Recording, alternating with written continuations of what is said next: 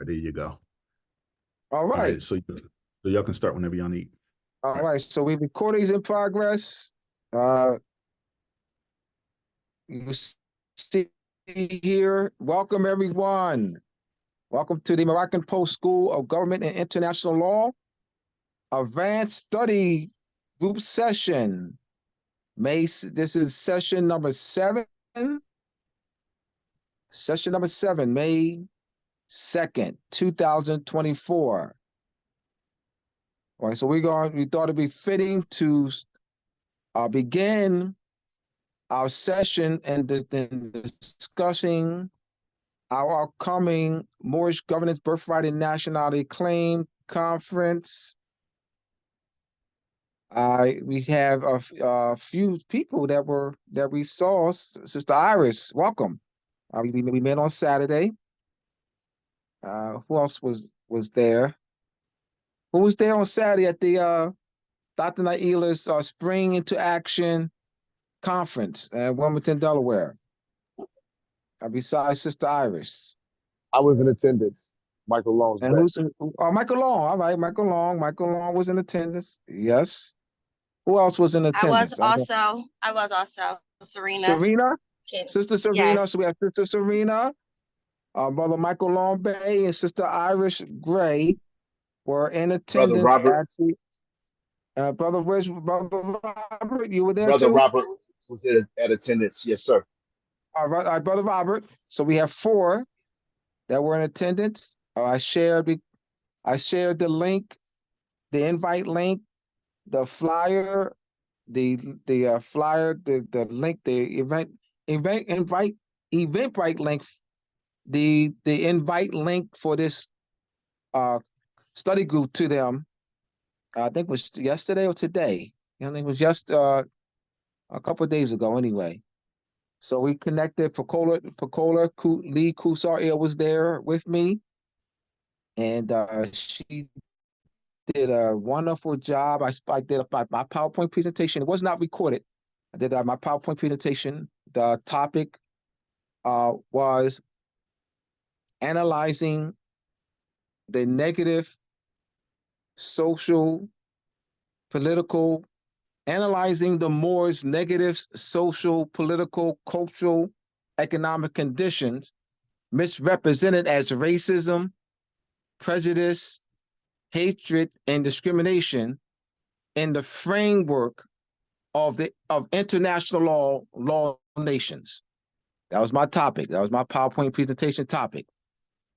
And Quasi, if you were in Quasi's class last week, he had several slides. He did his PowerPoint, and Quasi took excerpts of my book, Moors and Masonry, Part 1. We had excerpts of treaty excerpts, 1662 treaty, 1665 treaty, 16. And I actually used what Quasi used on his PowerPoint. I used part of that, particularly the treaty references, and to show Moorish power. So I set the stage of showing Moorish power. More, which means I'm showing Moorish a pre-existing Moorish sovereignty, right? So to set the stage to present the recovery of lost Moorish sovereignty, the reversion of sovereignty to re-enter the international community as an old and original state, I have to show evidence of a pre-existing sovereignty. That's just logical. So you set the groundwork to show the documentary evidence of a pre-existing Moorish sovereignty. So that's what I did. And using international law terminology, for example, recovery of lost sovereignty, reversion to sovereignty, analyzing our negative political, social, cultural condition in the framework of international law. So conquest, subjugation, not constitutional violation. So I didn't use say constitutional violation. I didn't say the United States Constitution violation. I didn't say, violation statute, United States codes, United States statute at large, United States amendments, First Amendment, Second Amendment, Third or Fourth Amendment, Fifth Amendment. Y'all know the drill. I didn't use that approach. That's not analyzing our negative economic, social, political conditions misrepresented as racism, prejudice, discrimination, and hatred. I didn't analyze it in the context of United States laws and United States Constitution. That is not appropriate. That is not appropriate for a people who belongs to the Moroccan Empire by national origin, genealogy, and descent, whose empire was collapsed, disintegrated, dismembered due to Spanish, French, English, Portuguese, Aragon, Castile, Swedish, the Netherlands, Dutch Republic, conquest, and colonization of our land. United States courts do not have, United States Supreme Court does not have the authority to remove the Spanish land grants, French land grants, French letters patent, English land grants, English letters of patent, to remove the charter that established the Society of the Propagated Faith, that established Harvard and Yale and Brown. These universities were established by the British Crown, by charter granted by the British Crown. United States Supreme Court does not have the authority to remove Spanish land grants, land granted by the occupying sovereign, the occupying Spanish sovereign, and remove. United States Supreme Court does not have the authority to repeal the 1783 definitive peace treaty between Great Britain and the United States, to extinguish Pennsylvania, to extinguish the William Penn's Charter, and throw the William Penn's Charter in the garbage, and give the land to the Moors. The United States Supreme Court doesn't have that authority. Joe Biden does not have the authority to sit down with the Moors to negotiate return of land to the Moors. Joe Biden does not have that authority. The United States Supreme Court does not have that authority. You have occupying sovereigns. Hear me out. Article 1 of the definitive peace treaty. We went over this on Saturday. Michael. Article 1, everybody else knows this. Article 1, treaty between Great Britain and the United States. His Britannic Majesty, King George III, is the grantor, is the superior authority. He's relinquished to New York State, allowing New York State to operate under the New York Duke of York's Charter 1664 and the 1689 Charter, New York State, treating within each of the states, as each of the 13 states are listed, relinquishing, thereby granting authority for each of the 13 respective states to operate under the respective English colony charters. The Supreme Court does not have the authority to remove that right on the conquest now. Remember, it's on the conquest. On the conquest. Remove that right of New York State on the conquest because you have an occupying, conquesting sovereign authority, Great Britain, granting to their children the United States, the 13 states. So this is important, as I said on Saturday, and I said in the past about 100 times. This is important because it's important for conscious Moors to know this so that we know where to go, what is the proper, where do we go to make our argument, to know that United States Supreme Court is not the proper venue. United States is not an occupying sovereign. The 13 states, New York State's authority to operate on Moorish land is through that 1781 definitive peace treaty. It's conquest. New York State's authority to operate on land does not come from the Moors. New York State's authority to operate on land does not come from the Moors. Yes, it's our land. It's under conquest. It's under conquest and colonization.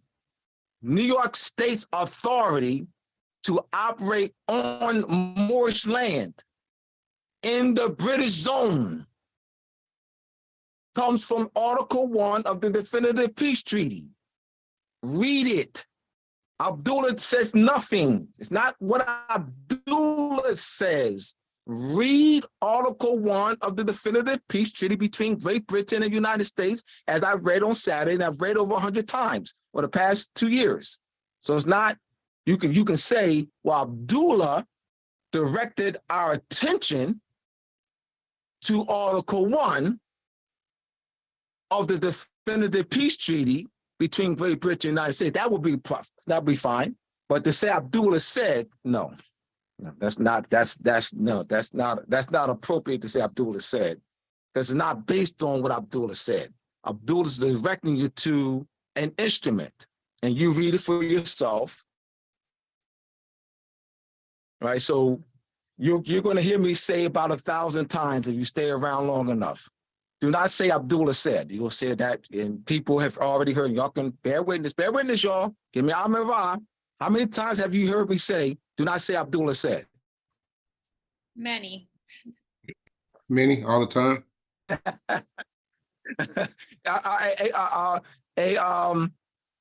Amanda, you've been with us for about 6 years. Has it been over 100 times that you heard me say it? Yes. Without exaggeration. Bacola's been with us over 4.5 years. Bacola's probably heard me say it over 100 times too. All right. So that is my mantra. I want to put this on my tombstone. Bacola, make sure this goes on my tombstone. Give a man a fish. Put this on my tombstone. Give a man a fish, they eat for a day. Teach a man a fish, they eat for a lifetime. Make sure that goes on my tombstone. That is my model and practice and my teaching methods. I incorporated that principle and my teaching method. That's why I say put it on my tombstone. I hear you're not, that's called enabling, not helping. Let's understand this between helping and enabling. Teaching, giving a people a fish. That's why I'm not down with homeless programs, only for a short time, but not for 100 years, not for 50 years. I'm not down with supporting homeless programs, food shelters for 50 years. Look how much finance is spent on that. And so what about teaching them? Let's bring Quasi in. Let's bring Quasi in and have him do community garden. Teach the homeless community garden. You know, how to build, teach them to be self-sustained, But there's millions of dollars that is allocated to those type of programs, those dependent type of programs. I don't support that. I don't support, I support what Quasi's doing.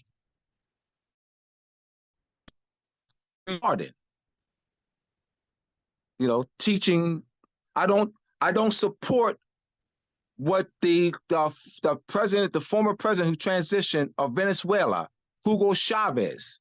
I'm not in support of what Hugo Chavez did. Let me explain. Hugo Chavez, he since transitioned. Well, Hugo Chavez, you know, good man. I'm not going to call him great, and I'll tell you why I'm not going to call him great. Hugo Chavez put finance into developing a reading program that's good, but he put finance into these different type of programs that made the people dependent. Giving away different type of social service programs, and so when the economy collapsed, because Venezuela was one of the fourth or fifth leading in oil in the world, and Venezuela was thriving for 10 years, and then, of course, because it's oil, you depended on the world market. So when that crashed,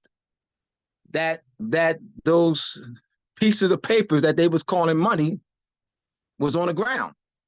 I'll look for the doc. I put it up on. I'll look for the documentary, and you saw the papers that they put on. They call money was on the people was walking all over them. It was all over the street.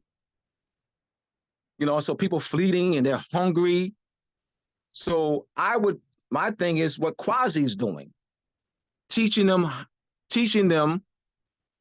you know, medicine, herbs for healing, you know, putting money into that, you know, putting money into teaching, so herbs for healing, teaching them how to grow fish, or have a fishery, you know, farming, you know, agriculture, those type of things, horticulture. So it's sustainable. So this is why I would not call him a great man, because when the economy collapsed, what happened? They fleeing and trying to go to other country, and they're hungry, and that's why I wouldn't call him a great man. And that's why I say put on my tombstone, teach a man to fish, you eat for a day. Give a man a fish, you eat for a day. You teach a man to fish, you eat for a lifetime. So that is a step, you know, trust that we incorporate that in our teachings, our presentation. Because we don't want to end up like Venezuela, where people are being now in a state of dependency. All right. There's another, I saw last year in Japan. Japan has this huge city that they spent a couple $1 billion. I'll look for it. A couple $1 billion. And guess what? They don't do what Quasi does. I didn't see no farming.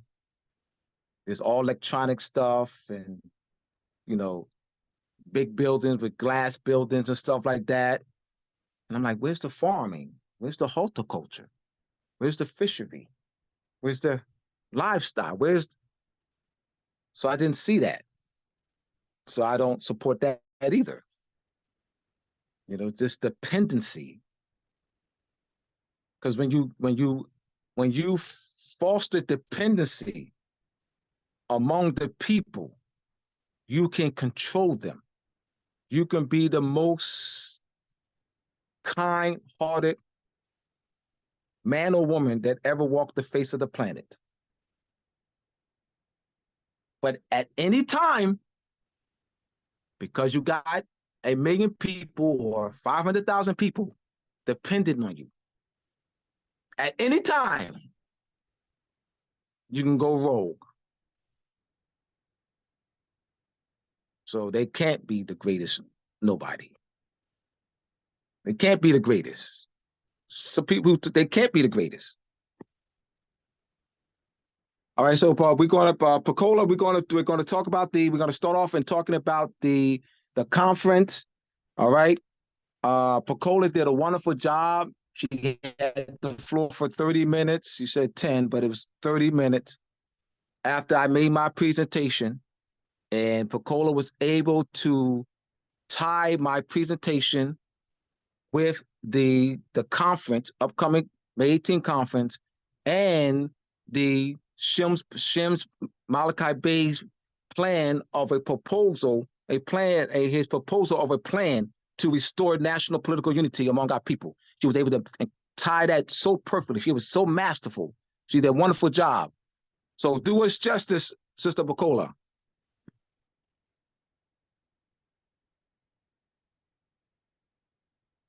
Give her a few minutes. Give her a minute because she's at work. Here she is. All right.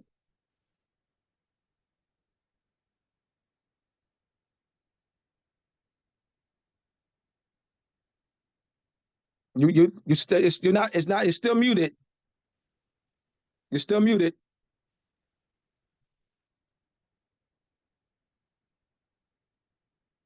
You can't talk. You're still muted. I can't. You're still muted.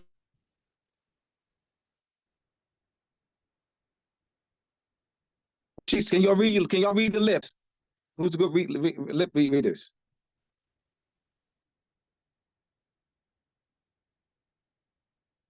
You got to go back out then. I think can't hear you. Trying to unmute. All right, thank you. She has to go back out. Go back out. Leave and come back in. All right, here we go. All right, so she's going to come on and talk about the upcoming conference. She does a great job in doing so, as Serena, Robert, Michael were able to hear her presentation after mine for 30 minutes. So so this is she was part of she didn't do the layout, but she guided the layout. She connected with a guy she's known for a while who have been doing her flyers for a while. So she directed him on. So the idea of the flyer is hers. All right. So the design idea is hers. All right. So is she back on? I am is on. All right. Good. All right. There you go, Sister Pecola. You have the floor. So yeah. Greetings, everyone. Islam. I got a chance to go on Saturday, House of Awakening Minds, to actually just assist with selling books. I had no idea I was going to be able to impart some information to the people. And basically what it was is to let them all know that what we're doing is a political process for restoration, and that what the brother is talking about is just very superficial, but it's going to be more detailed if they come to the conference to see that this is a plan. We have various representatives, speakers that are being represented on the flyer. They all come with their own individual groups, or they have community outreach within their individual groups. And basically, we're just putting people on a larger awareness that they have to have nationality. They have to assist us, meaning we have to come together as a unified group and not let it be religious based, but let it be from the perspective that we are a collapsed nation, and some of us are still coming to terms with what actually happened and so forth and so on. And we can't get so caught up into the history of it as we're trying to get the remedy of being a less occupied nation. So basically, that's what I was kind of stating behind what the brother was doing in his presentation. And we got quite a bit of interest. And in fact, at least 3 people came and asked me what we are doing. Would that be an interference with what was being presented at the House of Reawakening Minds? And of course, for those, who may have heard of Empress Rarebird, she has a whole nother, her and Ron, they have a whole nother perspective on spiritual sovereignty, is what they called it. And while that is, not anything to necessarily frown on, we are in a situation right now where we're being subjugated in various ways, or we're being taxed in various ways. So we're being affected right now is really what I was, putting out there to the people that, we need unification at this point. Again, you can find that information about what the sister is talking about as far as spiritual unity. But our feet are on the ground here and we're affected every day. And so the colonists are not, they're not giving up, if you will, on control of our land and our resources and stuff. So we can't necessarily be, spiritually in the clouds too much when they're not changing. And so in order to change the situation, we have to change by coming together. There is a plan, as I was sharing with the people, there is a plan of, I won't say attack, but there is a plan for which we can, we can try to make this happen. So that's actually what I was talking about on Saturday. Oh, and defending the flyer. That's the other thing is I want to put that out there is I've come across so many educated people. Oh my gosh. Okay. I'd explained to someone the other day that they were offered to do the flyer for me, or then they offered to do the flyer. The thing is that I have someone doing the flyer. He does graphics and been doing it for years. And even he himself was wondering, like, oh, there's so many people. I mean, is there any more people you want to squeeze in this page? And so I was explaining to him is that this is a vision that I'm supporting. So if I am not the visionary, but I get it what the visionary is doing, I have to just stand strong and support that.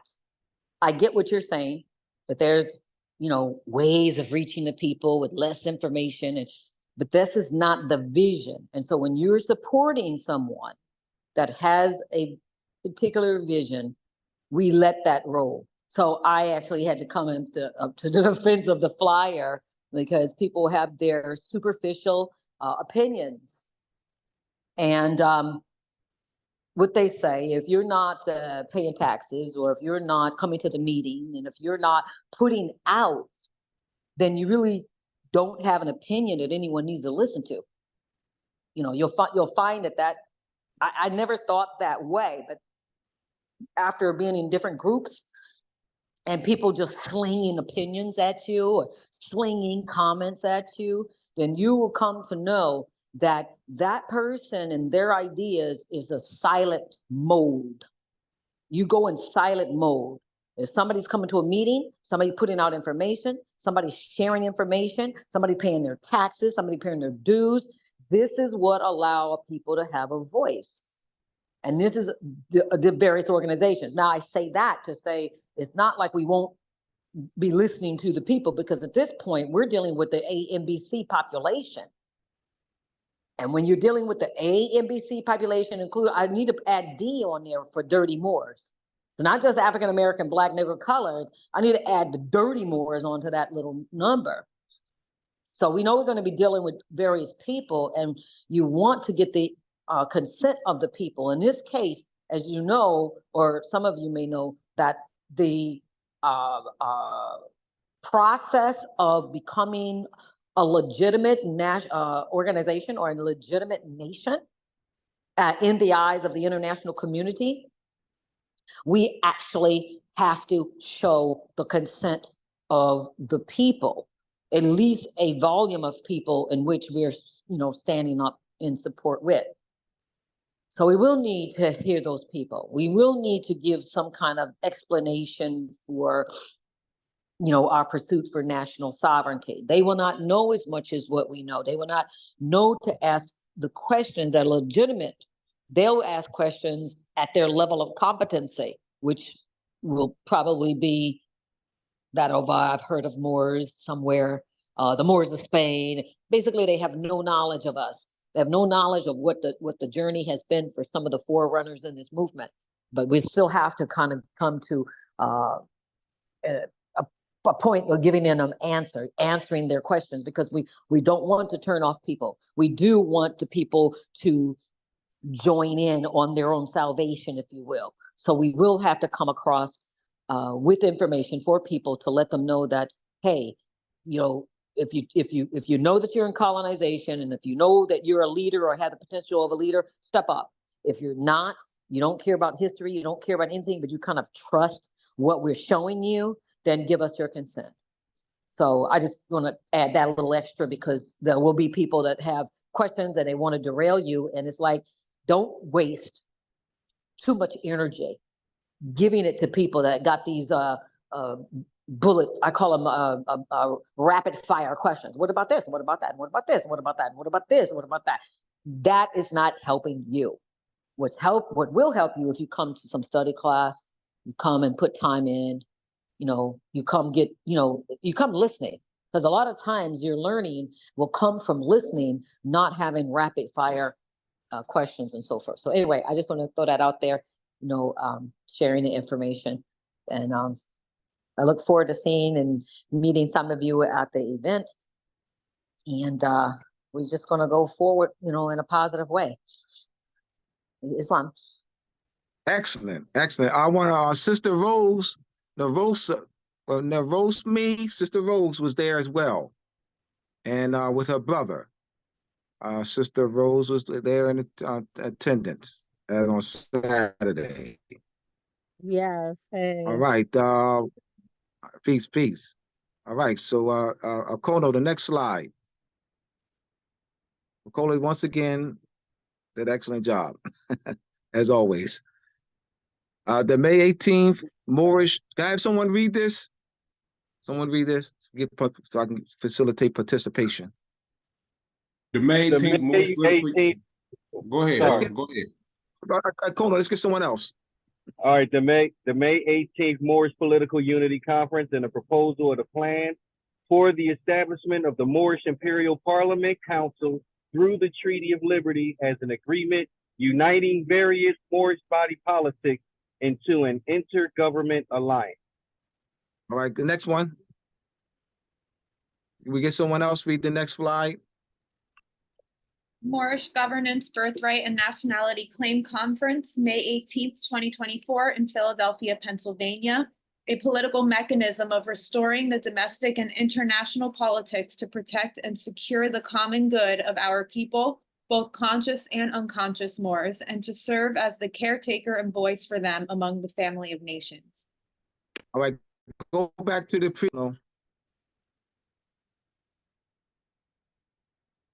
So how do we go about doing this? So go back to the previous slide. All right, this is how. Read that again. The May 18th Moorish Political Unity Conference and the proposal of the plan for the establishment of the Moorish Imperial Parliament Council through the Treaty of Liberty as an agreement uniting various Moorish body politics into an intergovernment alliance.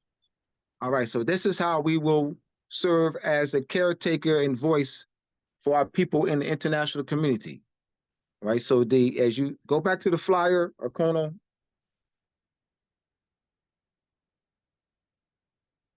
All right, so I want y'all to look at this flyer. You see that under the names of the various keynote speakers and panelists, you see a name of an organization or body policy, governing body. You see a name of an organization or governing body. So these various keynote speakers and panelists have organizations and governing bodies, Moorish governing bodies. Meaning that they have outreach. They have outreach. They have community outreach. So I just want you to, let's analyze this. The name of the conference, Moorish American Governance, Birthright, and Nationality Claim Conference. You're looking at the names and the names of the organizations. You've seen over the past, 4 weeks, I believe, I have had the very speakers and panelists on Moorish Monday with Abdullah El Talimo Sibay, Magna Pyramid Crystal YouTube page. So you got an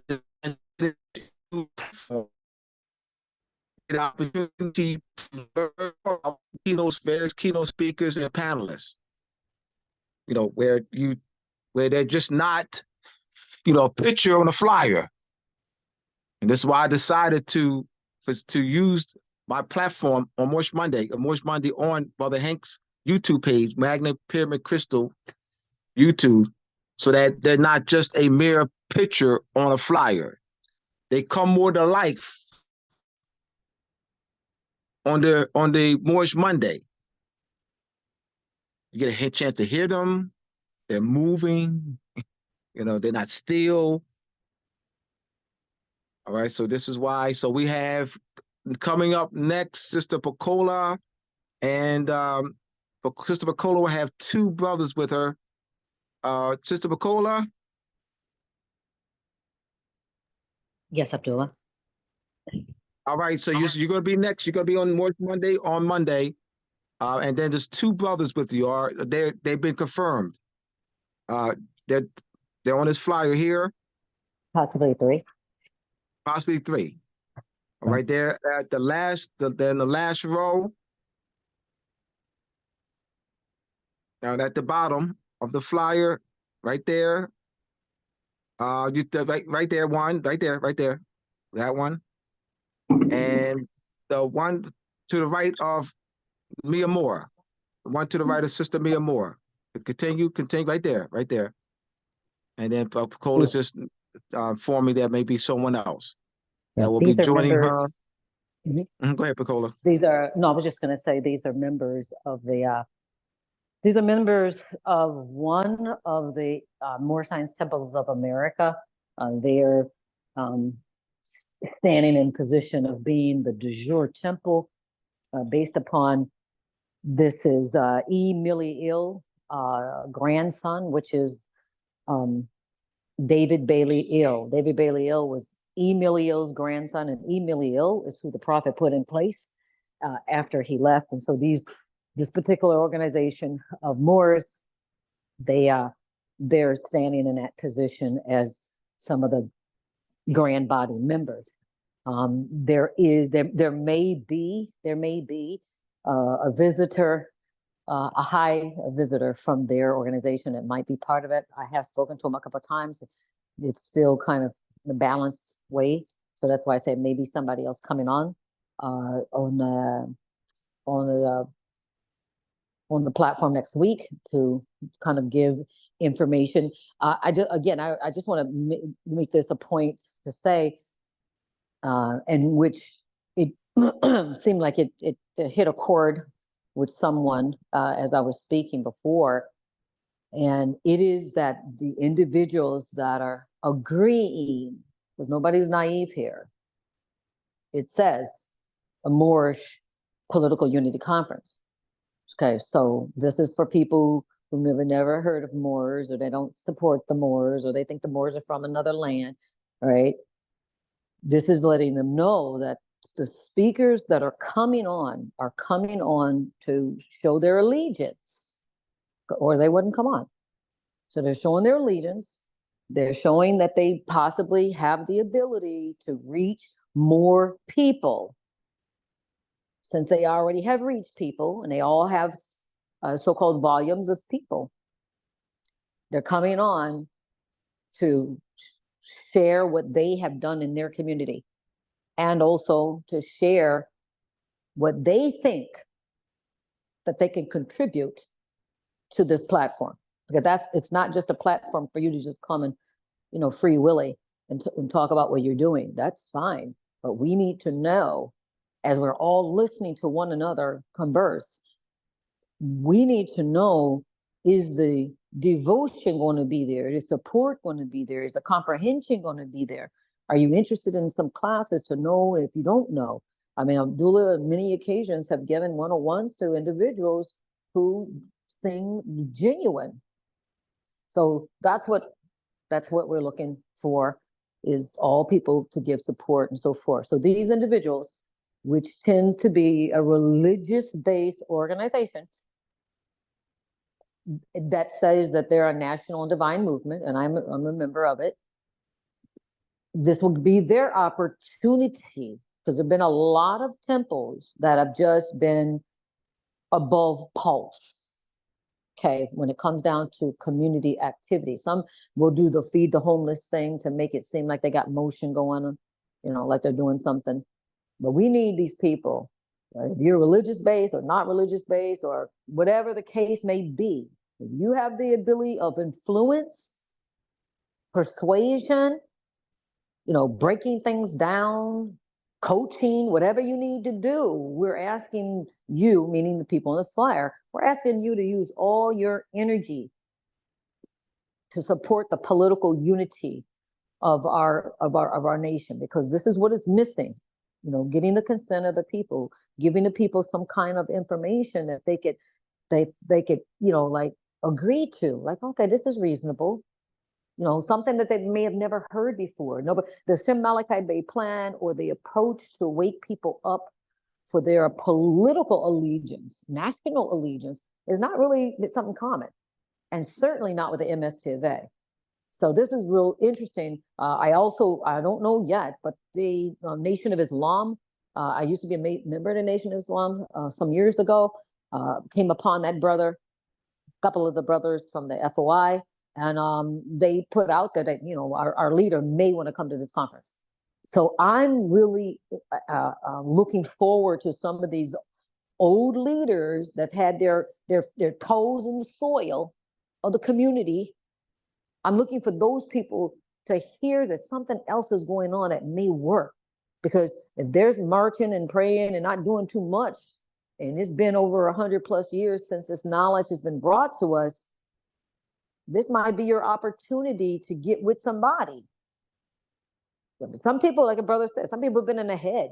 They've been in the head. They've been leaders. And so this is another reason why the ego has got to be quailed in order to make this happen. Because everybody, some people feel like they, the best leader. So sometimes you got to sit down and be the tail and not necessarily be the head, because now this head thinking is a different way. Political legitimacy, restoration process, international law conversation. These are conversations the average person have never had. So some of these so-called leaders are going to be almost in a virgin state of learning this information. And so we're looking for them to come willingly and be open and not be feeling like they're going to lose their following. And some people will say, lose their payroll, lose their finance, lose their fiat, because they're joining into us. Now we need, what they call body, soul, and mind. We need that.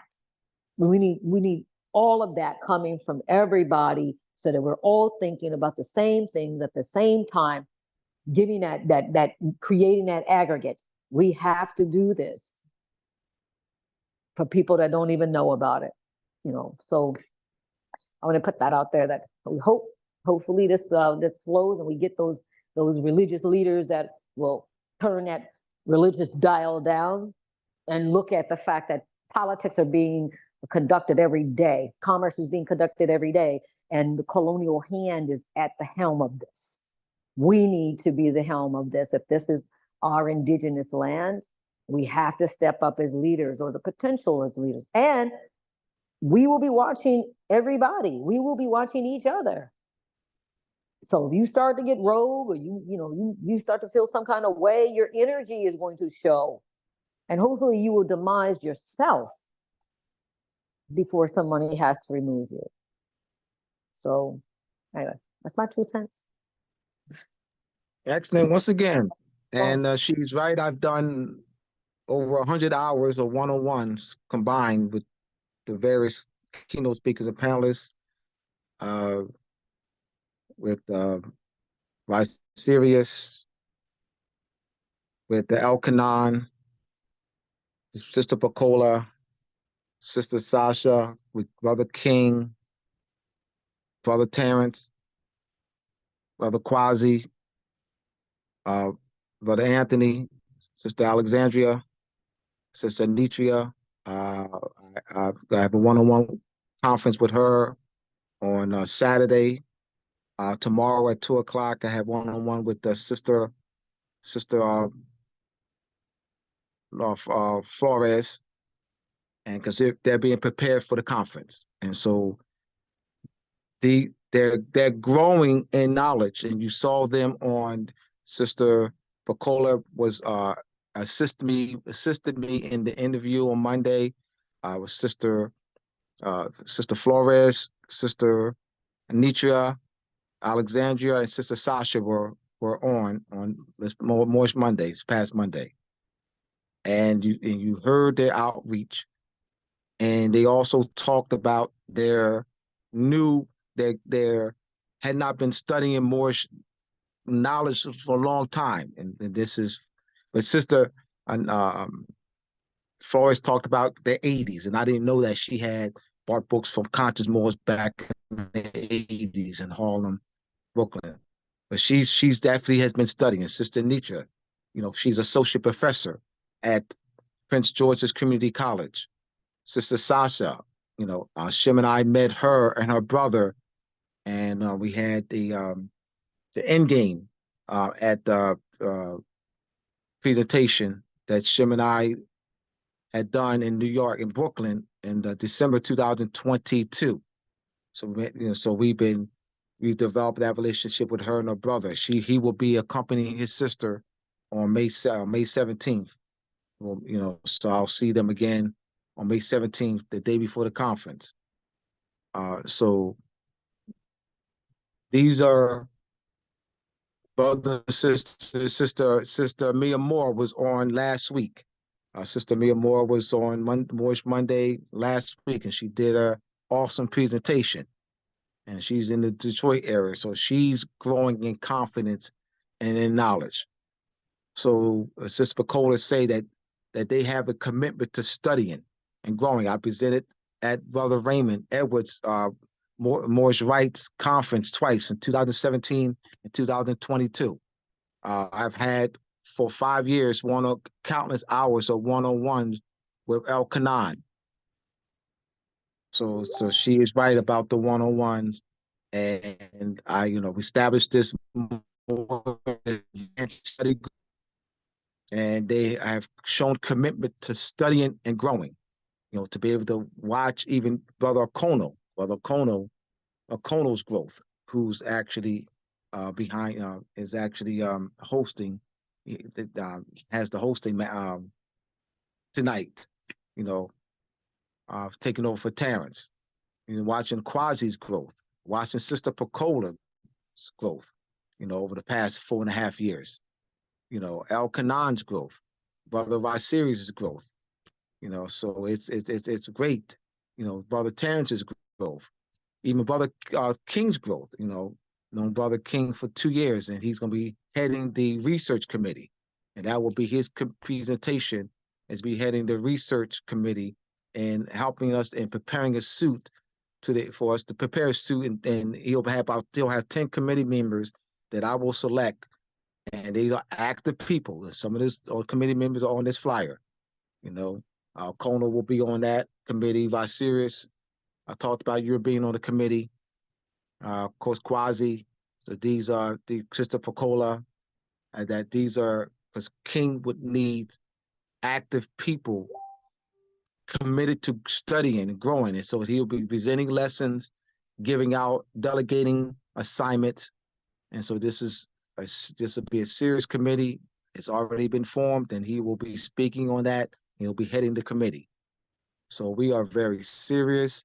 Also, we'll be facilitating the start of the Moorish Treaty Protection and Consular Relations Study Group. That is a this is a pre-recorded class that was that went live and recorded and placed. It's on our Facebook, on our YouTube page, the Moorish Moroccan Post media YouTube page. All the courses on there. We're going to actually have a study group of 25. This will be a different study group and a different Telegram page where we can facilitate cooperative learning among 25 of us in the Moorish Treaty Protection and Consular Relations, where they're to watch the pre-recorded classes, and we'll be able to discuss it. Everything will be structured. So this will be another study group outside of this study group.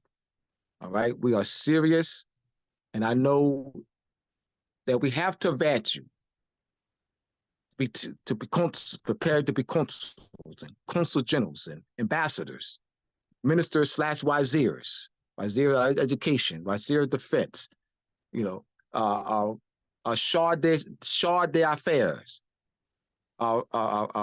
vice consuls, teachers, writers, lecturers.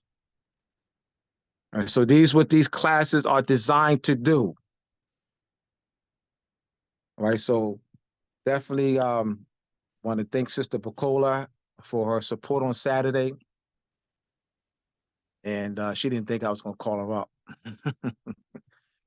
She did a wonderful job. All right, so we're going to move right along to the actual class. I wanted to start off with the conference. It's important that we continue to market the conference and talk a little bit more about, plans after the conference. And Pacola did a wonderful job with that. I was going to do that, but I don't need to do that because she did an excellent job. She does a great job in explaining the overall plan, the conference, and tying that in. As I said, she did a great job on Saturday and showing the connection with my presentation. Once again,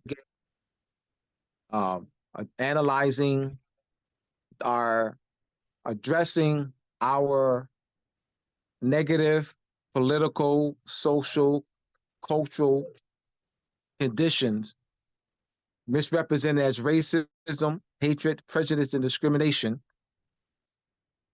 in the framework of the law of nations, international law, not in the framework of United States Constitution, not in the framework of the First Amendment, Second Amendment violation, First Amendment violation, Third Amendment violation, Fourth Amendment violation of the United States Constitution, First Amendment, Third Amendment, Fourth Amendment, Fifth Amendment of the United States Constitution. All right? So that's understanding jurisdictions. This leads right into my presentation. This discussion leads right into my presentation. The topic of my presentation, part 2, developing jurisdictional competency among the Moors, part 2. Jurisdiction is everything. And what a great weakness among conscious Moors is a lack of understanding of Moorish sovereignty. That's a great weakness. A great weakness among the Moors is analyzing our negative economic, social, cultural, political conditions in the framework of the United States Constitution, United States laws, First Amendment violation, Second Amendment violation, Fourth Amendment violation. So can I get a supervisor? So instead of asking for consular note, instead of invoking consular notification, we invoke supervisor. We don't invoke consular notification. So therefore, we're not invoking international law.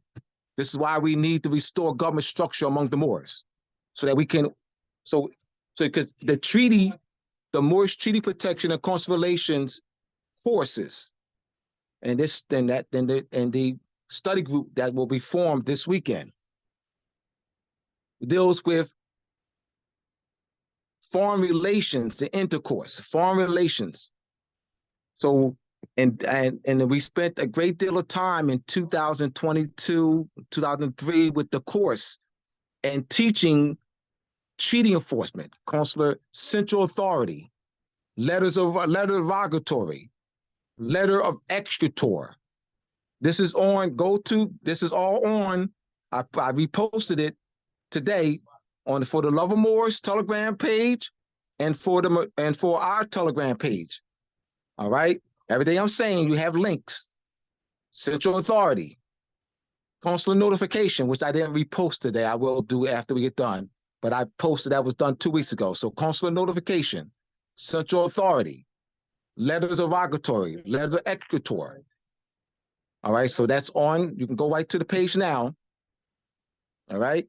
I'll also repost the terminology and topics of the Moorish Treaty Protection of Consular Relations course.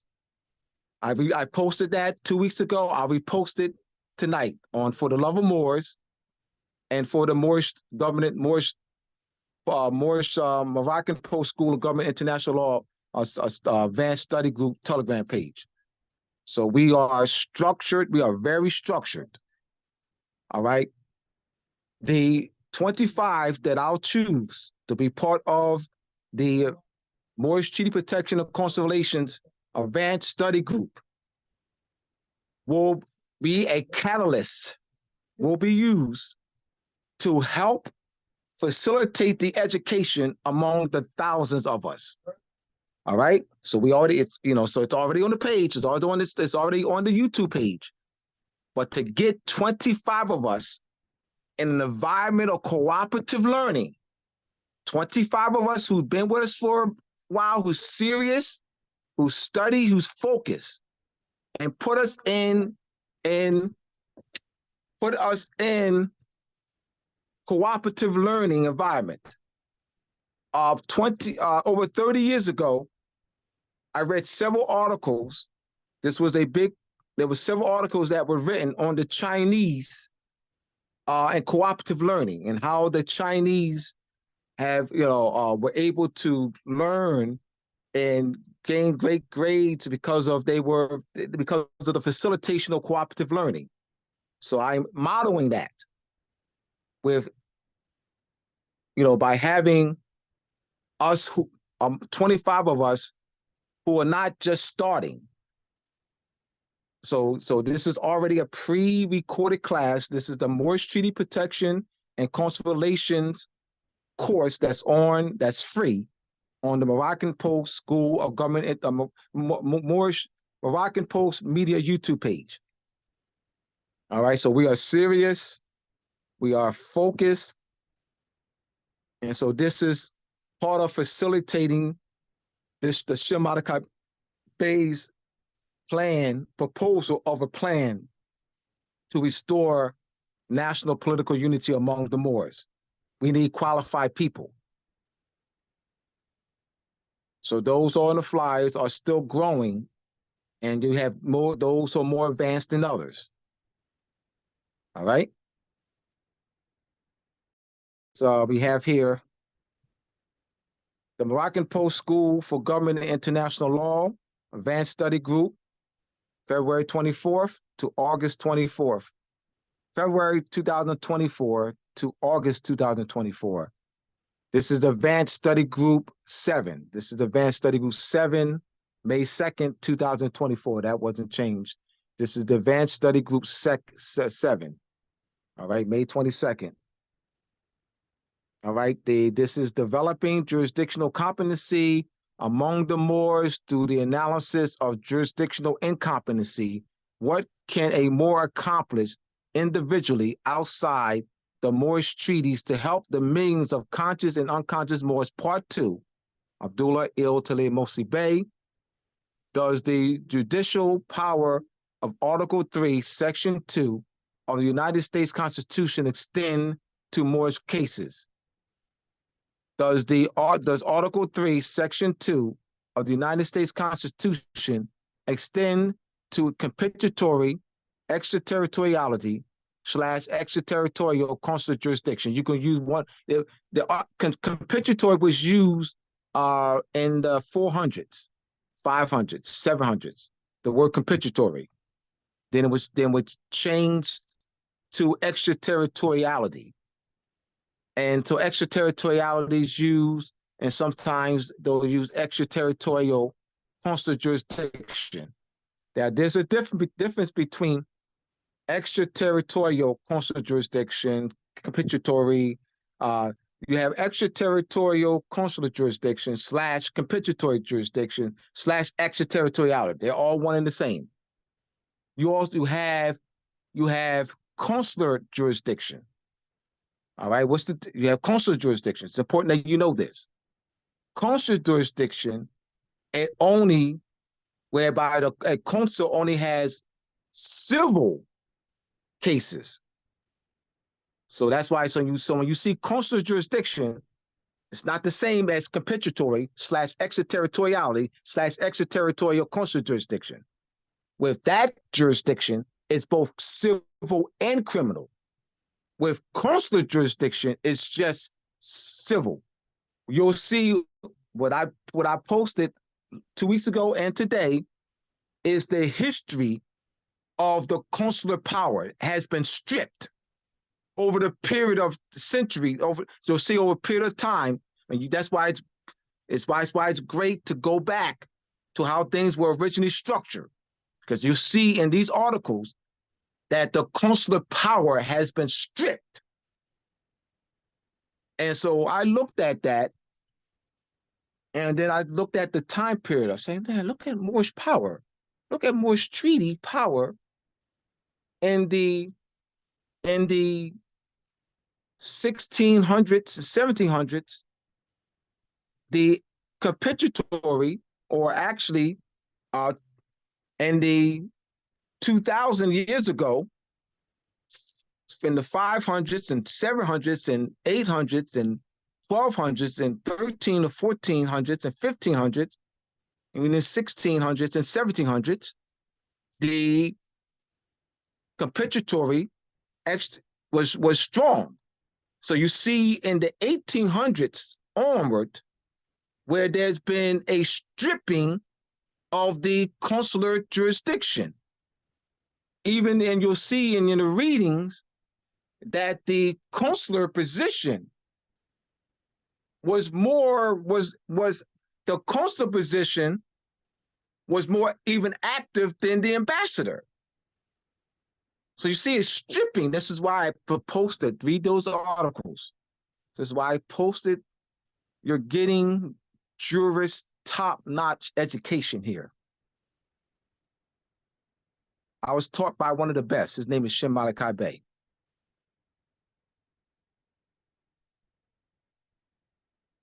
All right, continuing. And I recall Shem saying that to me. Shem is saying the consular jurisdiction. Hold your questions. Hold your questions right now. No questions right at this moment. I apologize. I should have said that earlier. That's my bad. Hold your questions.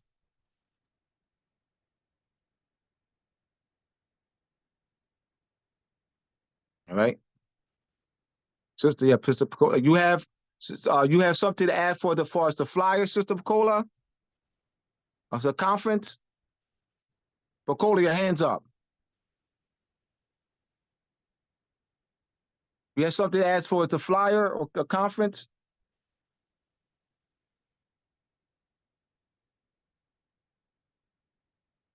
She's all right. She'll come back on. All right, so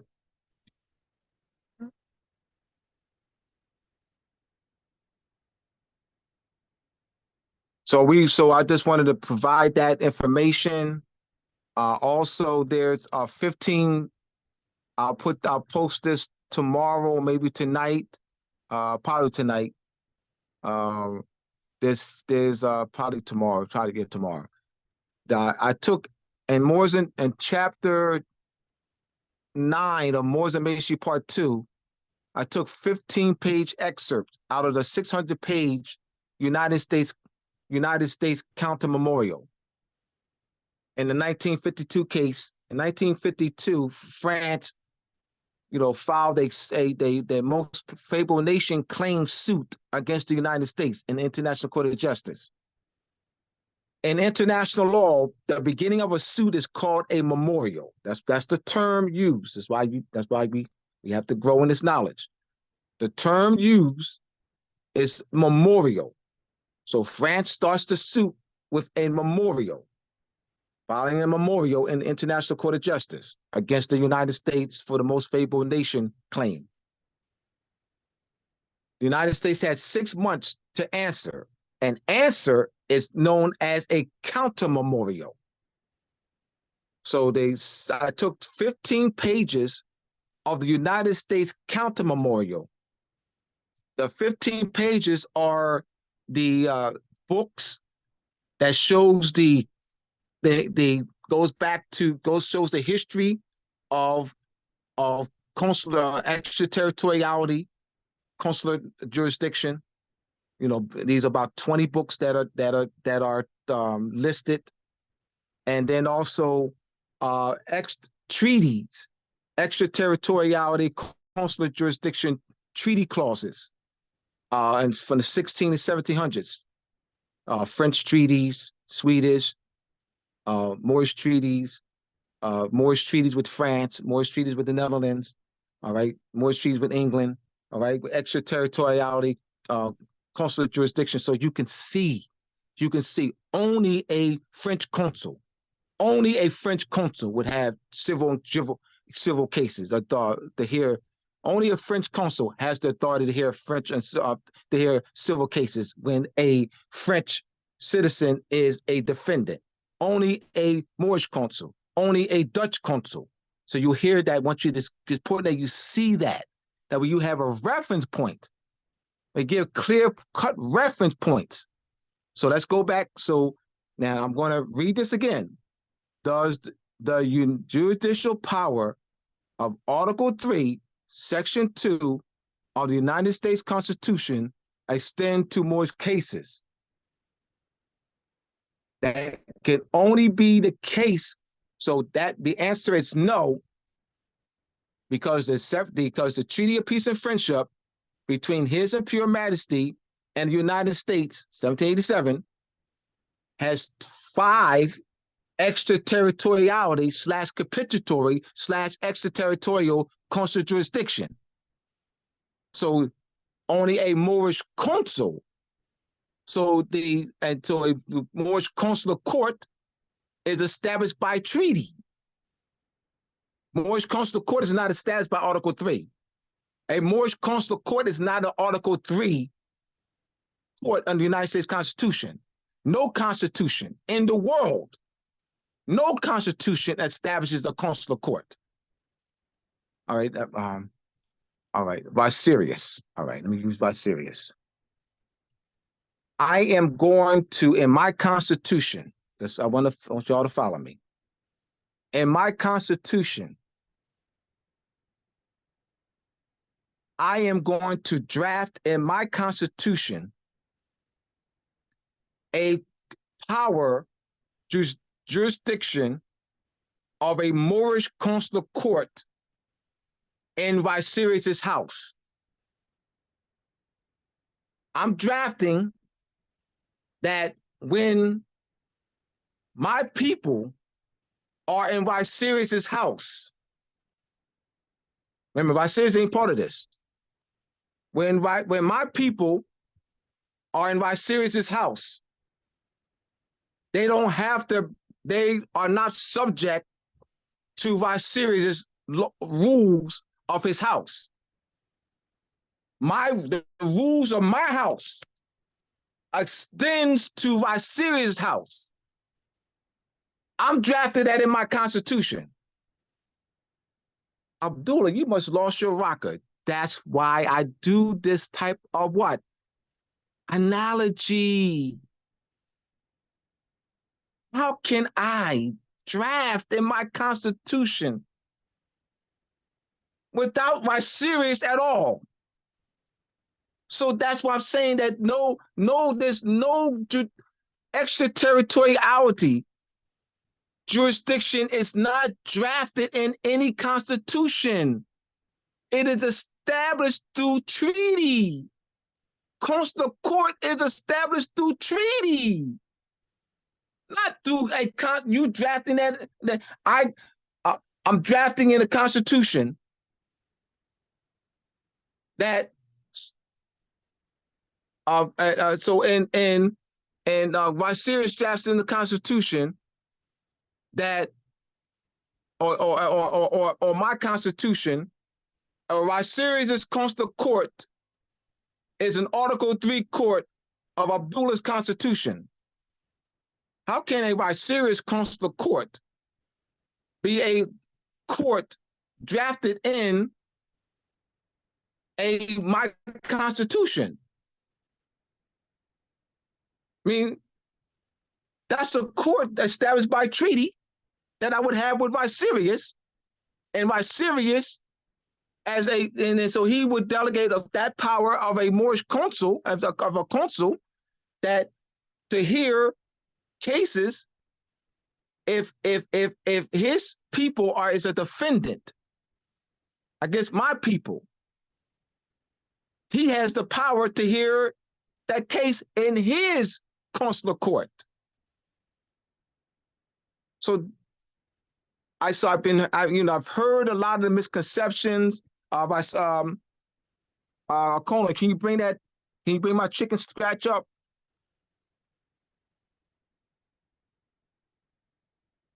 All right, there we go. I'm going to say this again. You could probably put this on my tombstone too. It's not a lot. It's proper concepts. So what we have here on the left side, this is what we're working. This is the purpose of the conference. The purpose of Shim's proposal of a plan to restore Moorish national unity among the Moors.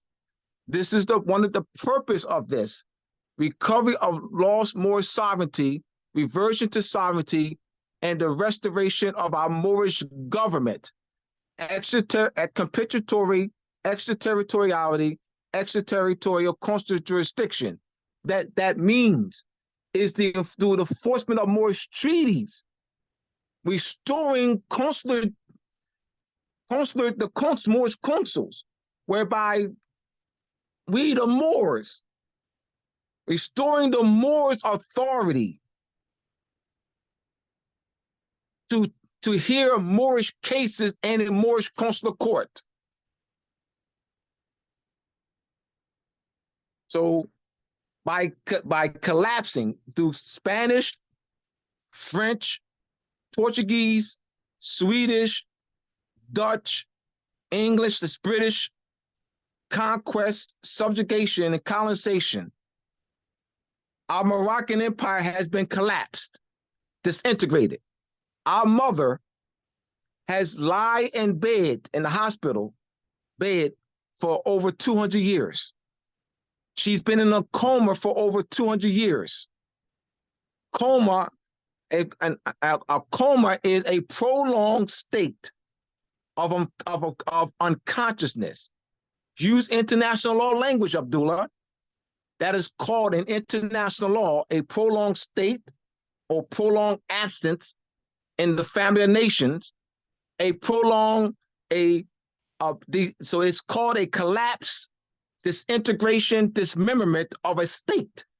You see that language in the law of nations, international law, under the law of war. So due to Spanish, Portuguese, Dutch, Swedish, English, British conquest and colonization of a pre-existing empire, pre-existing sovereignty, pre-existing treaty protection. The Treaty of Granada, I have that. I put that we posted that on the Telegram pages. There is the extraterritoriality, compensatory, extraterritorial coastal jurisdiction clause in the Fourth Treaty of Granada of November 25th, 1491, where Moors will be tried under Moorish law by a Moorish judge. That is what? So that's 1491. So that shows you compensatory. That's a well-settled principle. That's 1491 is way before 1491. So what I'm doing is going back. So I'm showing reference to a treaty here, Treaty of Granada, which I have posted. And extra, so more, so even though Abu Muhammad surrendered Moorish sovereignty, Moorish territorial sovereignty to Queen Isabella and King Ferdinand in 1491, November 25th. He surrendered Moorish territorial sovereignty. However, that surrendering, Abu Muhammad surrendering of Moorish territorial sovereignty through the Treaty of Granada does not surrender or remove the Moors' personal rights. This is a well-settled principle. It does not remove the Moors' personal rights. So in the treaty, you'll see, read the treaty. The Moors' personal rights are preserved in that Treaty of Granada on November 25th, 1491. What had to happen? Philip II, to remove the Moorish protection of that treaty, Philip II denationalized the Moors, classifying the Moors as Spaniards, subjugating the Moors under Spanish rule.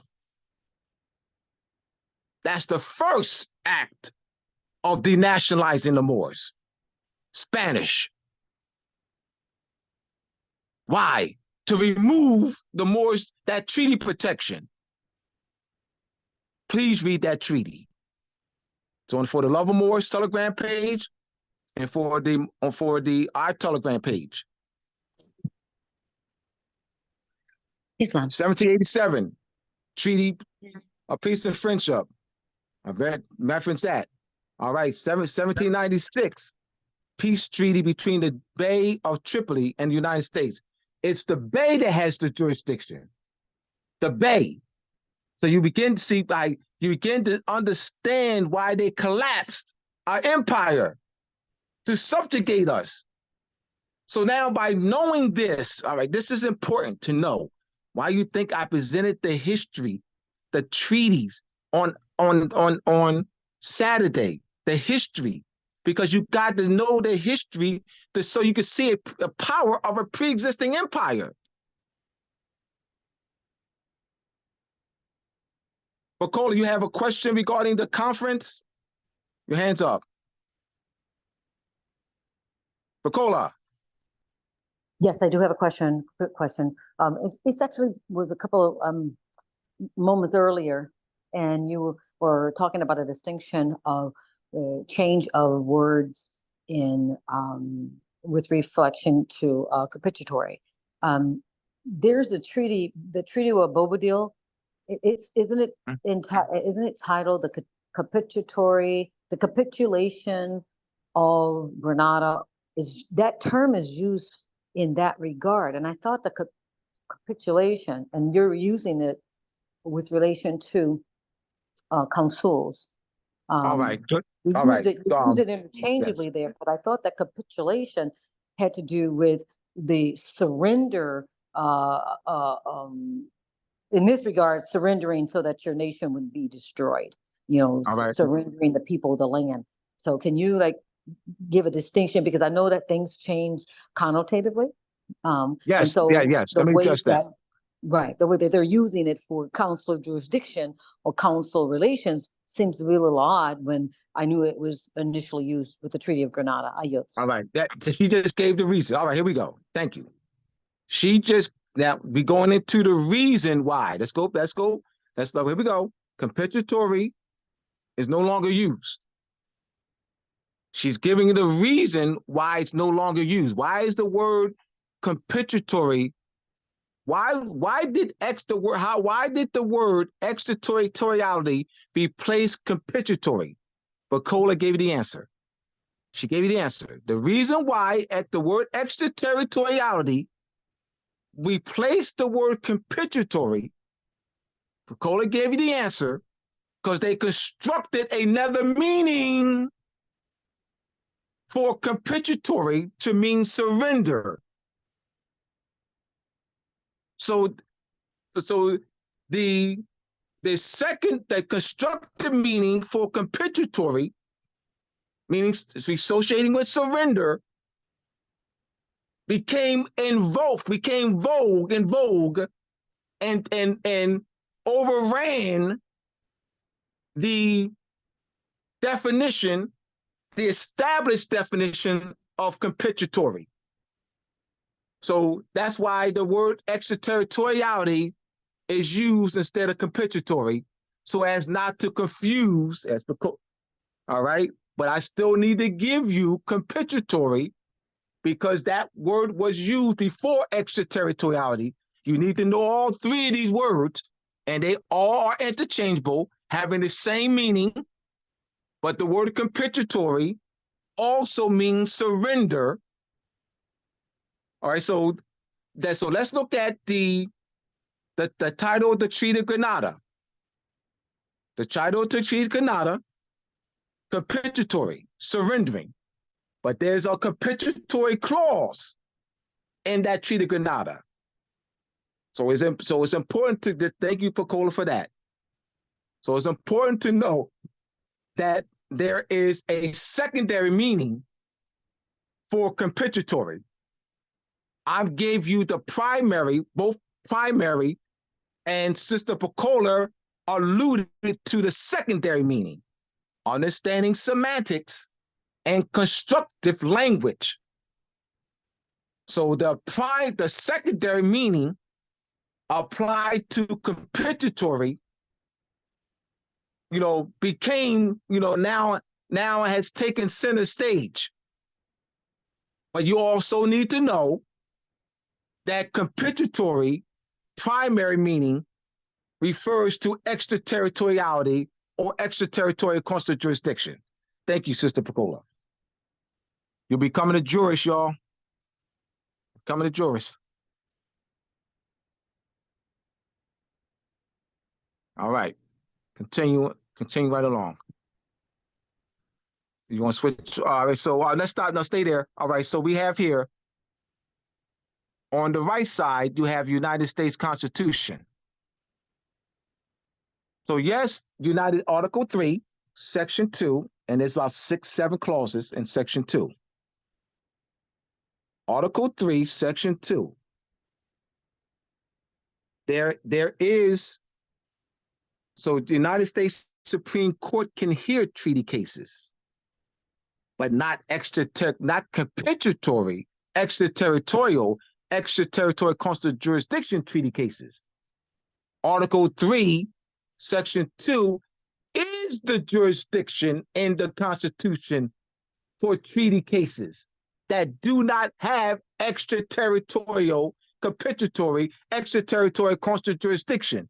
So the United States courts cannot hear any case that falls under the Treaty of Peace and Friendship between the United States and Morocco. So for Conscious Moor to go to a United States court or to draft in on a piece, on a document, that treaty, while you're in the court, you're referencing the treaty. Why you're referencing the Treaty of Peace and Friendship? While you're referencing the Treaty of Peace and Friendship, in their court means you don't know the treaty. You cannot know the treaty. You cannot. You can say all day you long you want that you do. The fact that you're in the court is evident. You're in the court referencing the treaty. You're in the United States jurisdictional courts, state courts, federal court, district court, United States Supreme Court, and you reference the treaty of peace and friendship between His Imperial Majesty and the United States, and say you are enforcing the treaty, you are not enforcing the treaty. What do you mean, Abdullah?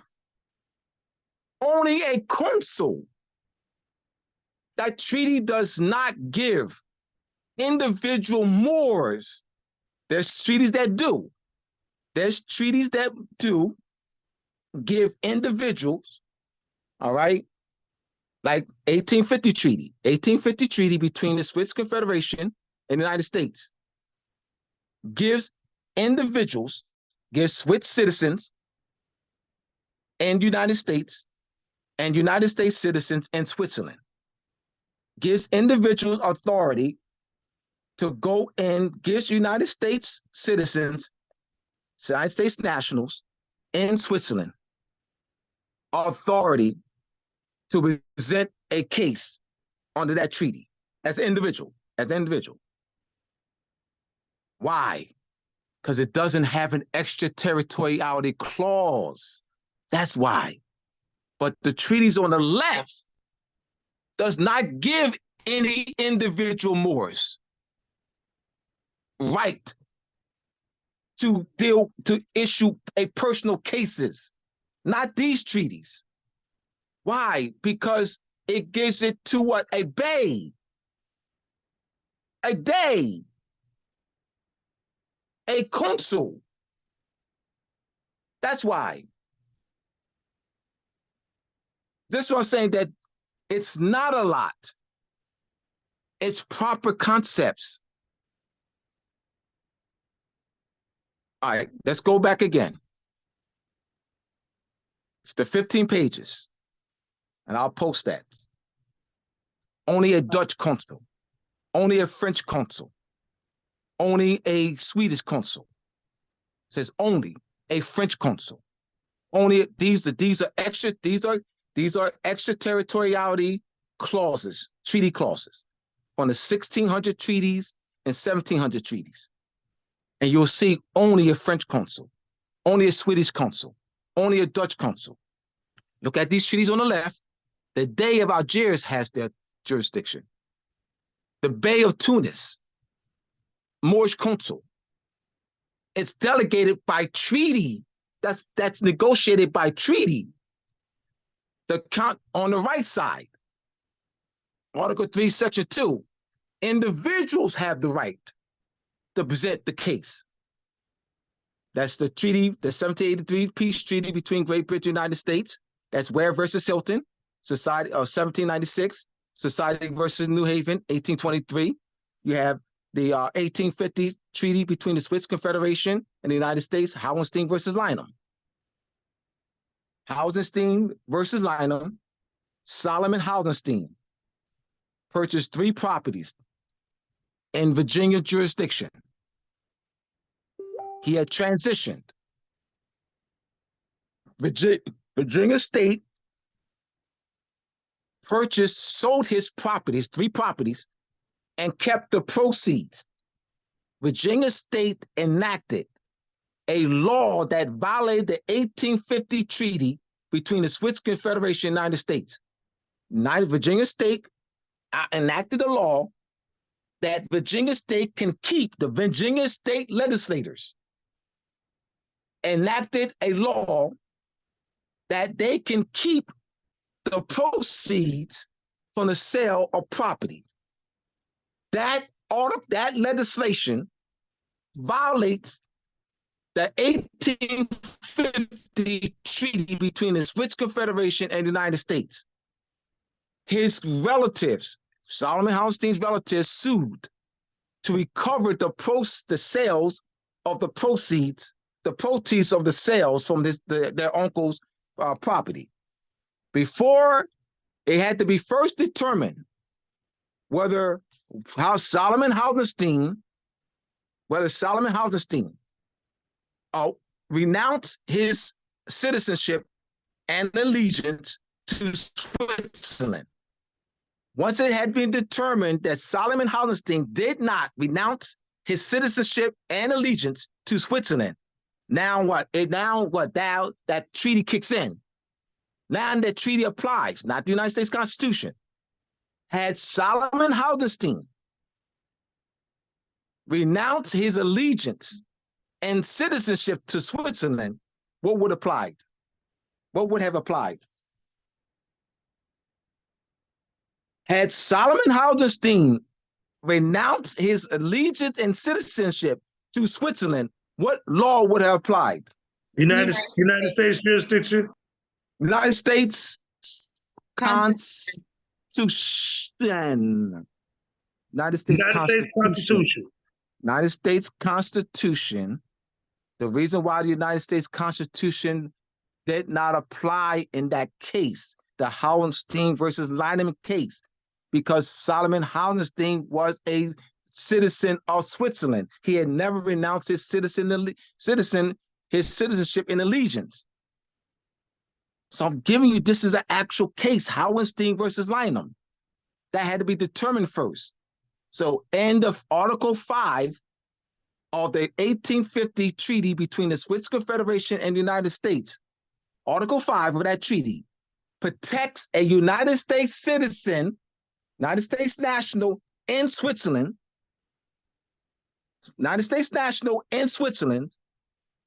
protects their right to recover proceeds from sale of property. It also protects a Switzerland national in the United States. So that's Article 5 of that. So that Article 5 was invoked of that 1850 treaty between the Swiss Confederation and the United States. It was invoked in that case.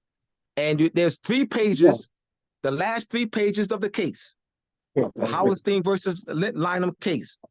The United States Supreme Court makes it very clear, and I'll post that.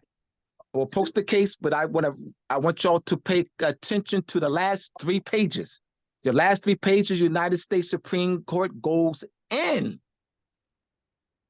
on the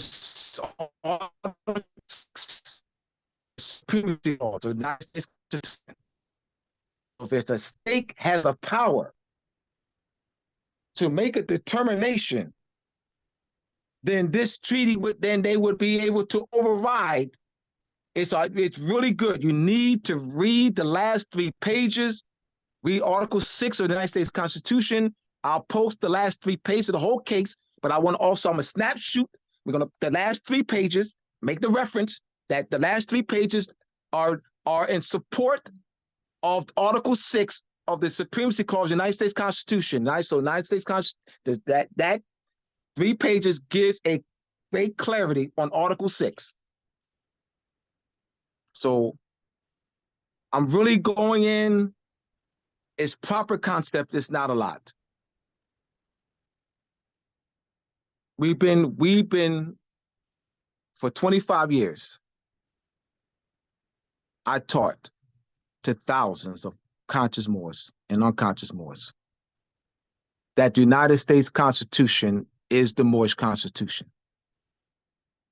That we the people in the preamble to the United States Constitution, denotes the Moors. That 35 Moors was at the United States Constitution from March 1787 to September 1787. I also taught that Moors are the founders, founding fathers of this United States Constitution. I taught that to thousands of conscious and unconscious Moors for 25 years. I was trapped into that misconception until Shem Malachi Bey gave me the Paul grip and pulled me from the misconception dead level to the Yes, I had already had the treaties, 1998, library that went to, I had the treaties already. I had the over 100 letters from the library of the National Archives and his Pennsylvania Historical Society. I had already studied grammar and advanced grammar and vocabulary skills, and I had studied that, semantics. I had known all that prior to meeting Shem. Yes, I had that knowledge already. Yes, but I was still trapped in misconceptions. Over 5 years ago, I would not be able to do a class, wouldn't have been able to do a class like this. Howenstein versus Lynham. Yeah, you wouldn't see this with here by chicken scratch. How I was able to do this? How I was able to do this chicken scratch right here? This is because of Shem's teachings. How I was able to put this together and to explain it with clarity. I wasn't able to do this over 5 years ago. There's no way. And I will continue to give Shem his just due.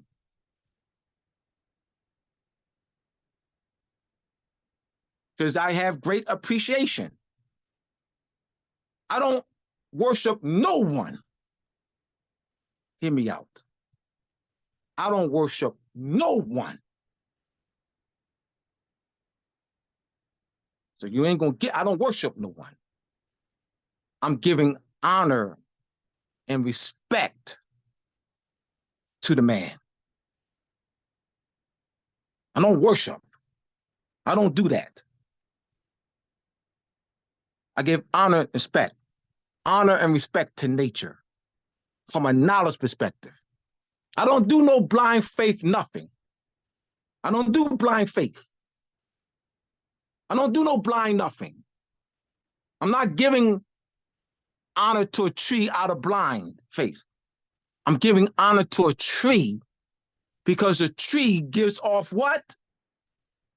A tree leaves gives off what? Oxygen. Oxygen. And we take in oxygen and we give what? Tree gives off oxygen and we give off carbon dioxide. So I talk to a leaf. You talk to a leaf, not out of blind faith. Understanding that connection that we have, oxygen, all right? We feed it with carbon dioxide, talking.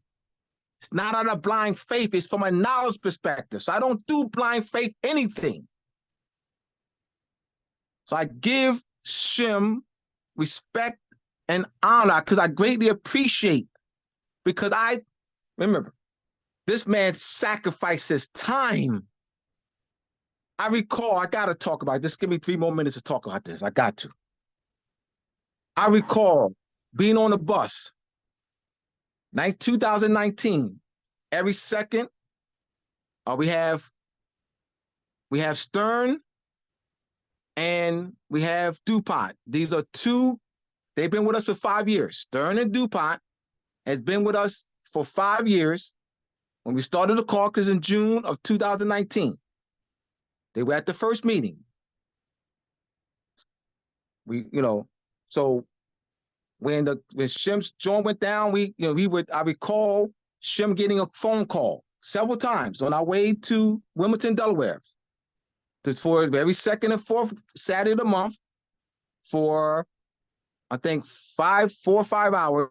We had the caucus meetings, and Shem is getting phone calls from clients who wants his service at that day. We on our way to the caucus meeting Saturday, and hearing Shem sitting right next to him. I'm on my way to a meeting. This man turned down $10, $500.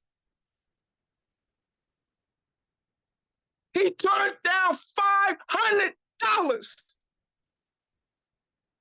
This brother went ahead that day. This brother turned down $500 to continue with the plan of tending to honor his commitment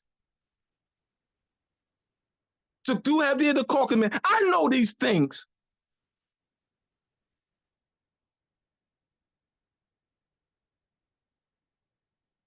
I will never question his commitment. I will defend that man. This brother is committed. Sacrifice after sacrifice after sacrifice. Those are free classes on the Moroccan Post School, the media YouTube page, free. And he what? Came out of a stroke. He was down from a stroke, heart attack and stroke. And he came back strong. This man sent me over 150 emails. He still couldn't barely talk and still sending me stuff. 2022. And then he came back the last Wednesday in July. And that's where we started that Moorish Treaty Protection of Consular Relations course, 101 and 2. All right, so this brother is committed. I give honor to that. I don't worship him. I'm telling you, when you see it, because y'all don't see it. When you see it, you see the commitment, the sacrifice. I see it. That's why. So I will always give honor and respect to him.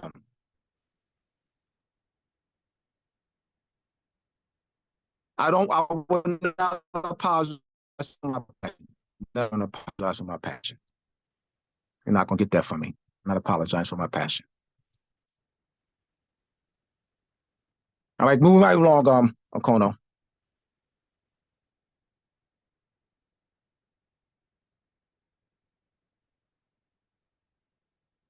Whoever defines the language controls the issue.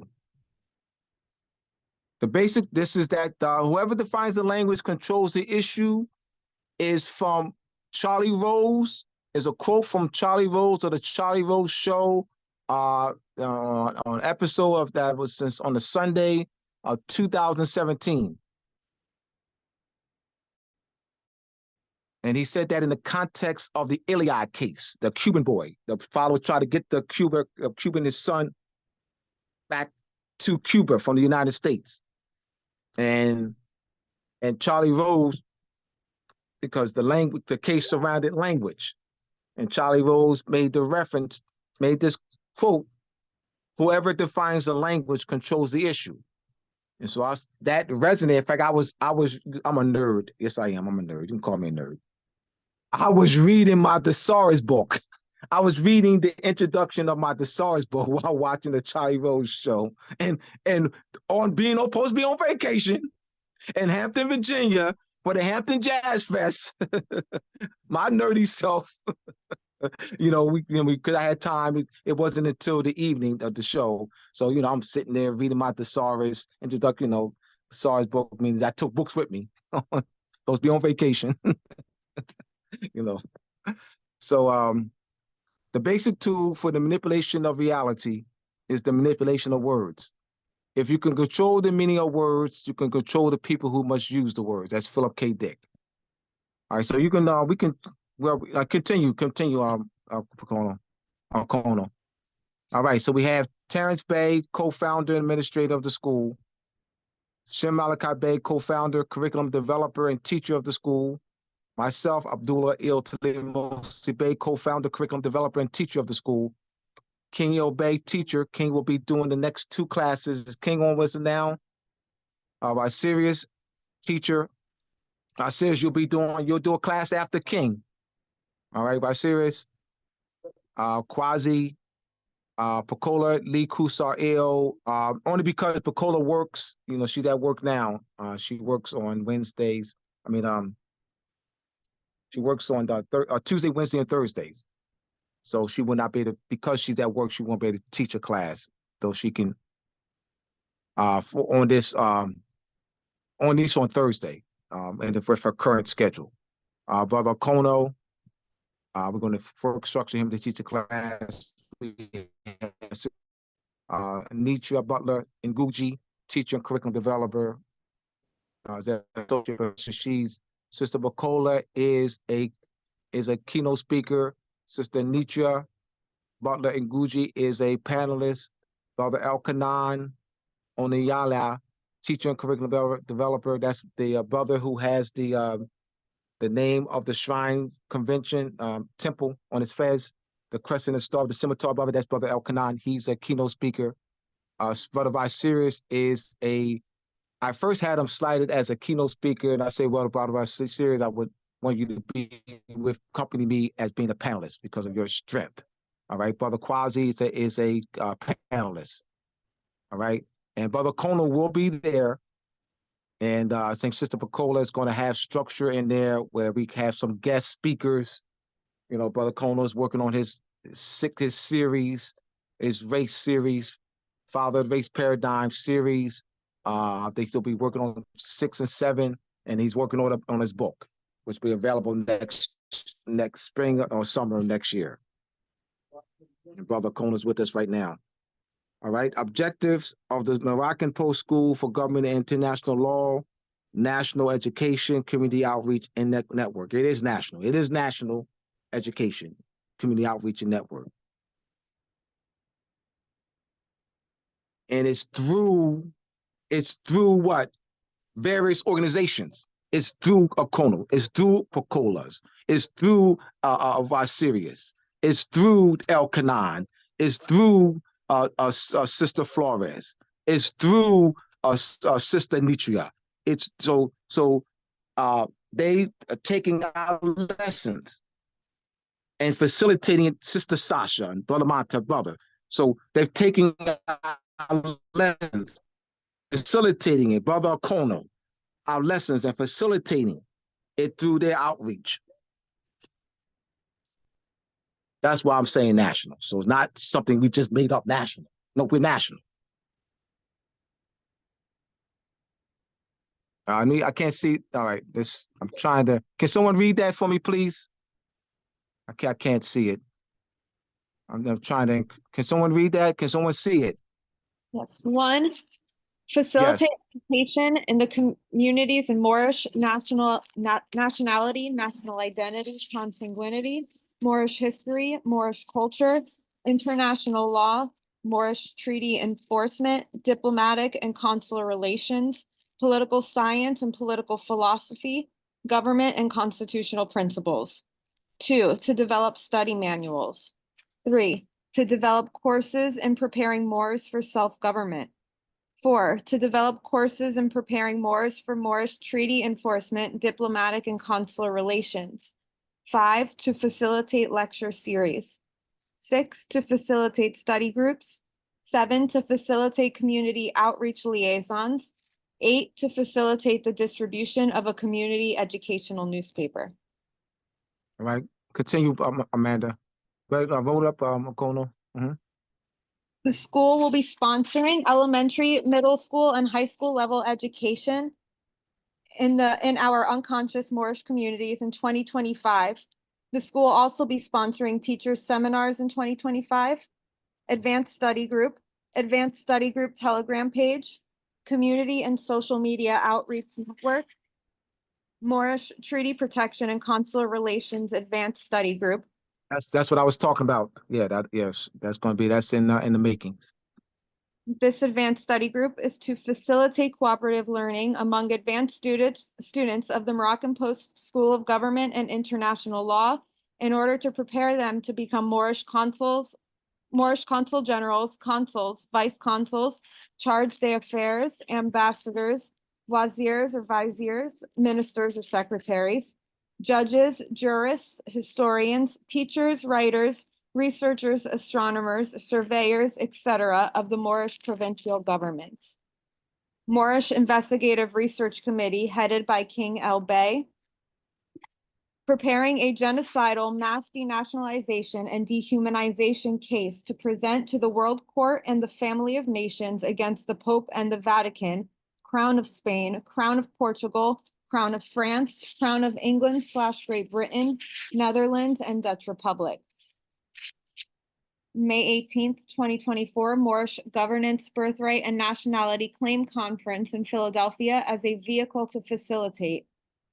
The Shem Malachi Bey's proposed Moorish Imperial Parliament Council and Treaty of Liberty, facilitating international representation and an international voice for the millions of unconscious and conscious Moors in a provisional or temporary capacity. On the road to recover our lost Moorish sovereignty post-millennium, restoring Moorish statehood, re-entering the family of nations as an old and original state under the reversion to sovereignty, and reestablishing diplomatic relations with the treaty nations in which we signed treaties during the 1500s, 1600s, 1700s, and 1800s, and establishing diplomatic. Amanda, you out, you faded. Diplomatic. with other nations.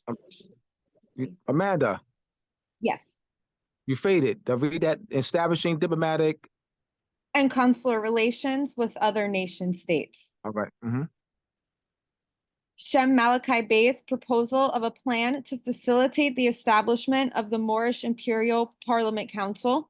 The Moorish Imperial Parliament Council would function as a Moorish intergovernment and central Moorish Imperial Parliament Council consisting of the heads of Moorish government of Moorish provincial governments. The Treaty of Liberty would be the official agreement forming political unity among the various Moorish provincial governments. The proposed Moorish Intergovernment Alliance would function as a national Moorish provisional or transitional temporary government to provide international representation and international voice for the millions of unconscious and conscious Moors. All right. Continue, go to the actual lesson. Hold on. This was read 2 weeks ago.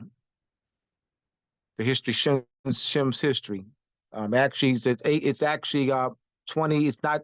It's actually more than 13 years. He gave me starting from 1996, almost 28 years, almost 30 years. So I'll have to add that. So I sat down with him last week, and he gave me starting from 1996. And why is it important to highlight that? Almost about 28 years, nearly 30 years. It's important. That's a marketing strategy. It's important to highlight, because when someone from the international community or any from world bodies or different organizations see that one of the teachers, one of one who's proposing the plan has 30 years of education, so that's why. So when I read this 2 weeks ago, I said, man, let me talk to him so we can either add to that, because 28 years looks a lot better than 13 years. So where he began, so 29. So I'll actually have that typed up for next time.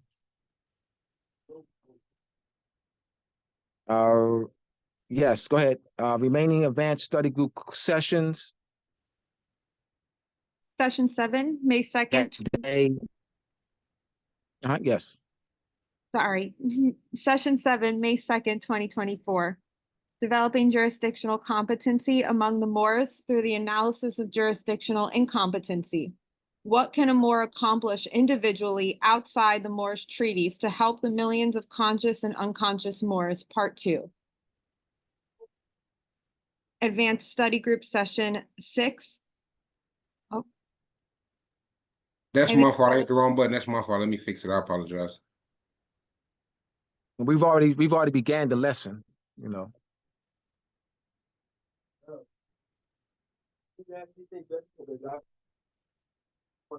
Yeah, I can't see him. I have to have Amanda. Definitely can't see any of that. I won't be doing any reading. I'm trying to go back to it. I'm scrolling, trying to find it. Yeah. I know where it's at once I see it. Because when I enlarge it, most of it goes off the screen. So, yeah. Now you. Oh.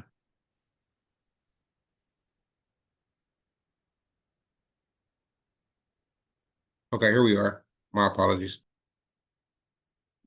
Session 8, June 6, 2024. Principles of Due Process in Court Proceedings, Part 1, King L. Bay. June 9th, Session 9, June 20th, 2024. Principles of Due Process in Court Proceedings, Part 2, King L. Bay.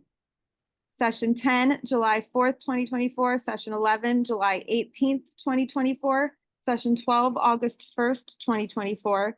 Session 13, August 15th, 2024. Yeah, I'll have those.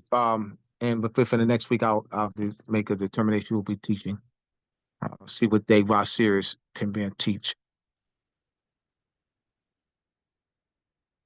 All right, so Maddie, you have to continue that because I can't see that the small print.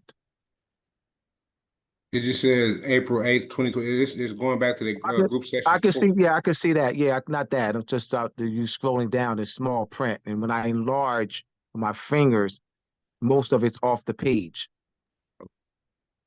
Yes, just continue to scroll down. I got to see where we left off. Because this was read. Continue scrolling. This was read 2 weeks ago. All this was read. All right, let me see there. I went over that already. All right, so let's stop there. Consular jurisdiction.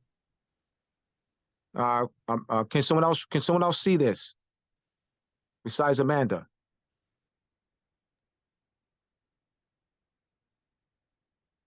Who can see this besides Amanda? Amanda, I can see it. reading. All right, go ahead. What's that? I can You see want to it. read? All right, go ahead. Yeah. The whole thing, right? Yeah, consular Moore's right. jurisdiction. Consular jurisdiction. Okay. Moore's right claim to consular jurisdiction. No, consular jurisdiction on the history of judicial. Okay, I got you. Okay, Right. consular jurisdiction on the history of judicial functions of consulates.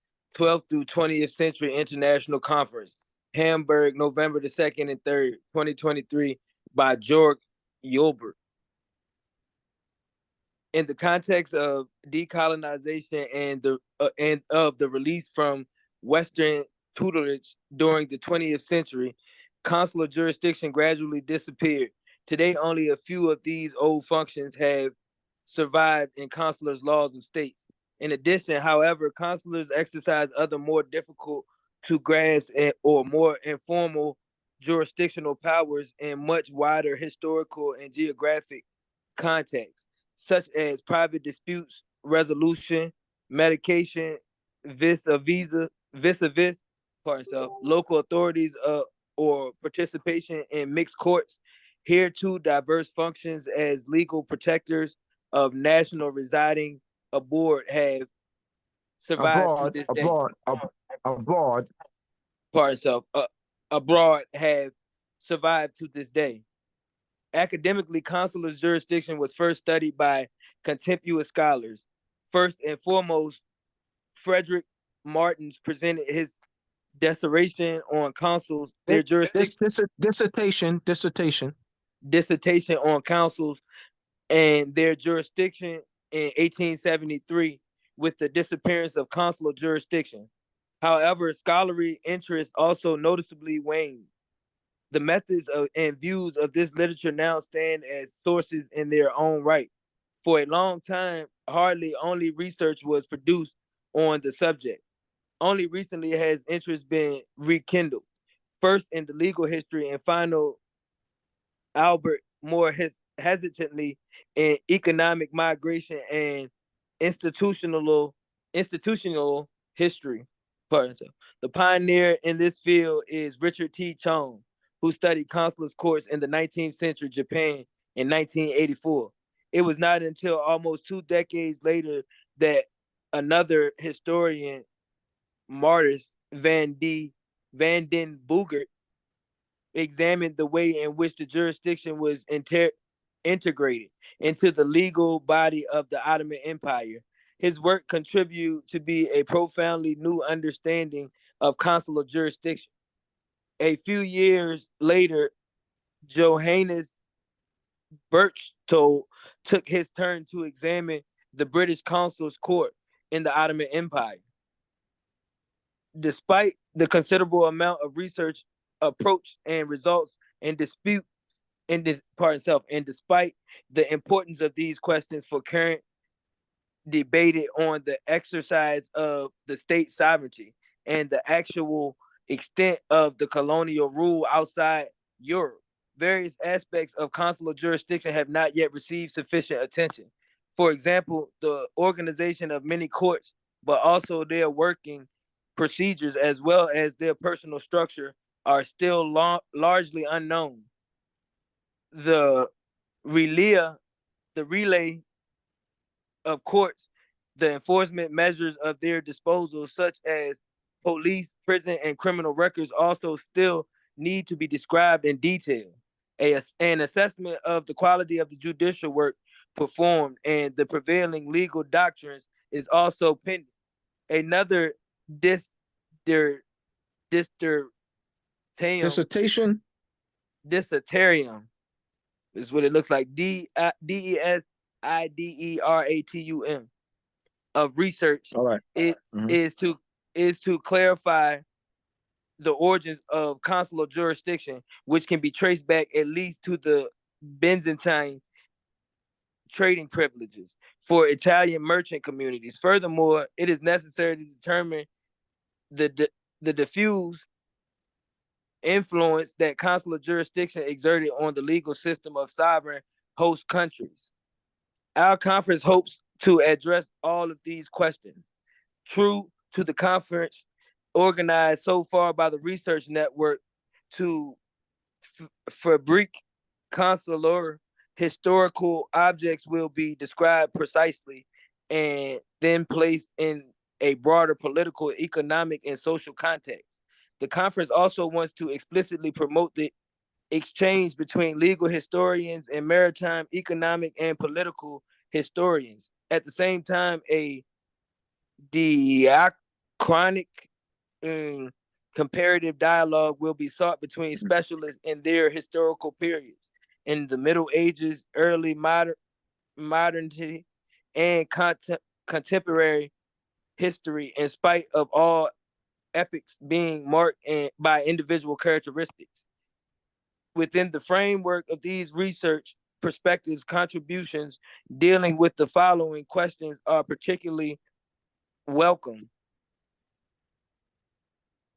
Diversity of judicial function, from informal types of arbitration, administrative interventions to highly formalized functions, consular courts, mixed courts. Sources and context of substantive and formal law of consular courts.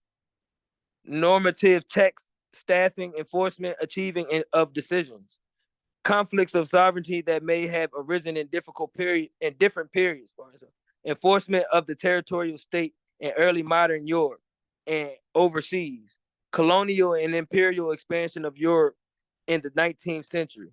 The link between consular jurisdiction and long-distance trade.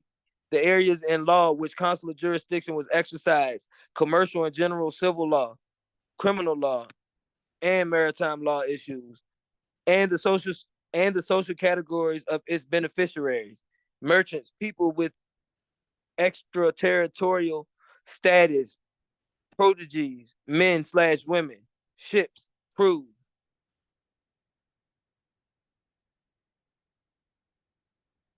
Excerpts of the nature of the consular establishment by Julius I Punity. Of those, That's that's the initial for his middle name. Okay, The part first, itself. it will be, if it's the first, it'll be at the last. It'll be that's the initial for his middle name. Okay, Right. part itself. Got you.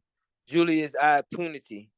Of those institutions which have come down to us from the remote times, one of those most practical and the one that undoubtedly has played its part most credibly has been the consular's establishment in the course of its long laudable history. Questions of international law and policies of the gravest importance have been adjudicated in the challenge, pardon self, in the chancellery. Is it adjudicated? No, it's agitated. Oh, agitated. Agitated in the chancelleries and in the courts in reference to it. Questions which to our mind compromise one of the most delicate chapters in the ever debatable sphere of international jurisprudence. Upon the establishment of the consulate in the foreign countries, the consulate exercised, in addition, executive, judicial, and diplomatic functions. The jurisdiction thus assumed was very natural at that period of time. It was the direct and inevitable outcome of the prevalence of the personal conception of law, a conception which lasted with the considerable vigor until its final aviance in most respect at the Peace of Westphalia in 1648, but which even at this late date lingers in some measure in the consular's institution.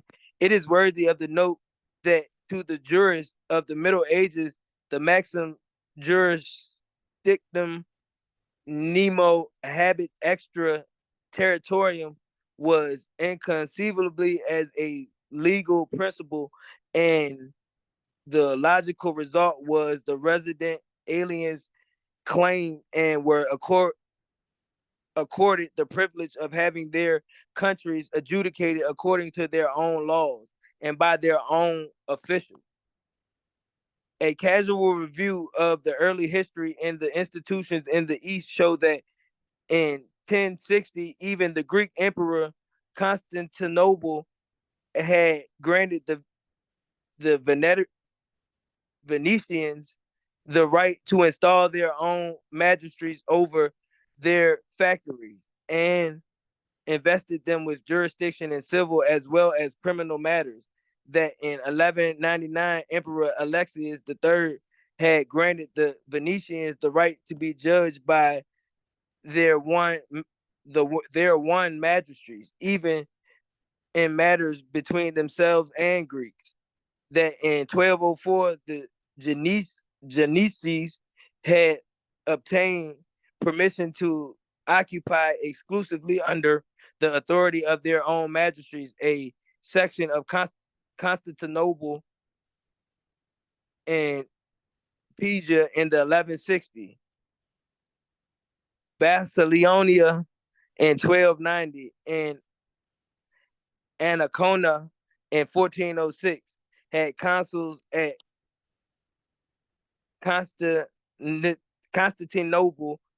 That Marcellus was given the right to establish consulates in 1223, and that shortly thereafter consulates were to be found in Antioch in 1243, Tripoli 1251. Is that Antioch? Is that Antioch? Yeah, Yes. Antioch, that's it. Antioch, Right. 1253, Tripoli, 1251, Cyprus, 1254, Rhodes, 1351, Saloniki, part itself, thanks, 1371, and Alexandria, 1377. The 13th and 14th centuries witnessed also the rapid growth of the institution in other parts of Europe, particularly in Baltic states and cities of Flanders and the Hanseatic towns, towns of Holland. Excerpt of the Treaty of Granada, November 25th, 1491. The Moors shall be judged under their own laws and courts by the Islamic law. They are accustomed to be observing under the authority of their judges. You see the collapse of our empire results to what? The collapse of the Moroccan Empire, the loss of our Moorish sovereignty results to our being what? Subjugated under foreign law. Yeah. This is pre-existing. This is why I read and on Saturday, once again, you know, excerpts of various treaties in the 1660, 1664. So you can see a pre-existing power that we got to get back to that. We got to get back to that. It's pre-existing power, pre-existing treaty protection, a pre-existing relationship with the family of nations. All right, this is good. This is good. Thank you for reading. Thank you both of you for reading. Oh, you're welcome. This No is because problem. it's important that you see the history of consular, consular jurisdiction, consular extraterritorialities, and understand that the power of a consul has stripped over a period of time. But if you let's look back to how it was originally constructed, its original functions and power.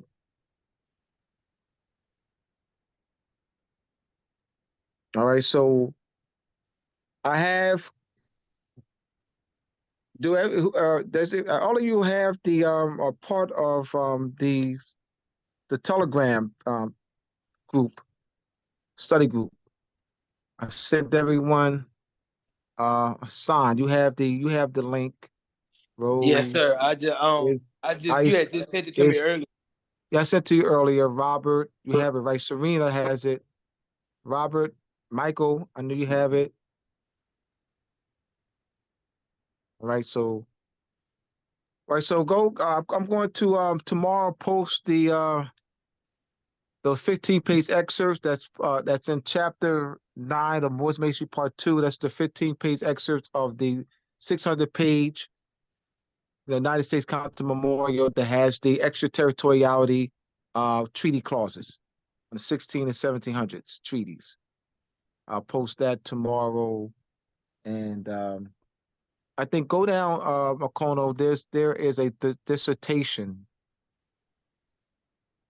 Let's see. Abdullah, Yes. do you mind if I add one additional excerpt from the article, The New and Original States, the issue of reversion to sovereignty on that Yeah, please. Yeah, please. capitulation issue? Okay, give me 1 second. Okay.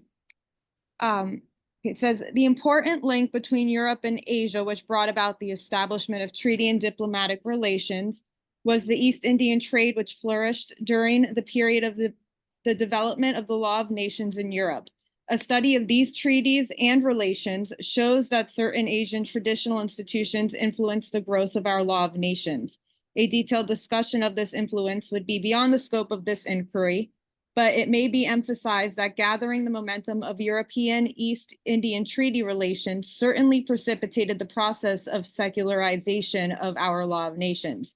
Moreover, the institution of capitulations deserves our attention. Positivist writers quoted them as evidence of the inferior civilization of Eastern countries, but in fact, their origin is to be sought in an ancient Asian tradition, according to which a community of traders settling in a foreign country was normally allowed to govern itself by its own law and enjoyed a measure of autonomy under the control of its own heads of a quasi-consular character. These arrangements, which preceded the capitulation treaties, were never derogatory to the sovereignty of the ruler receiving the foreign community. They were the expression of high standards of treatment of foreigners.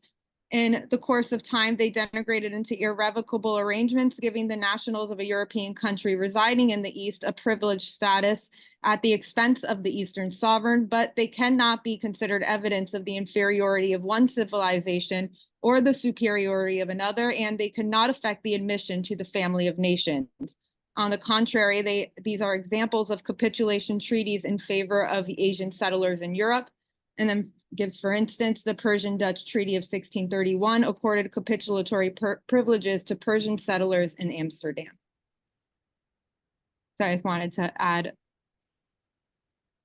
an additional excerpt giving that historical analysis on it. You done, Amanda? Yeah. Right, thank you. I had to call.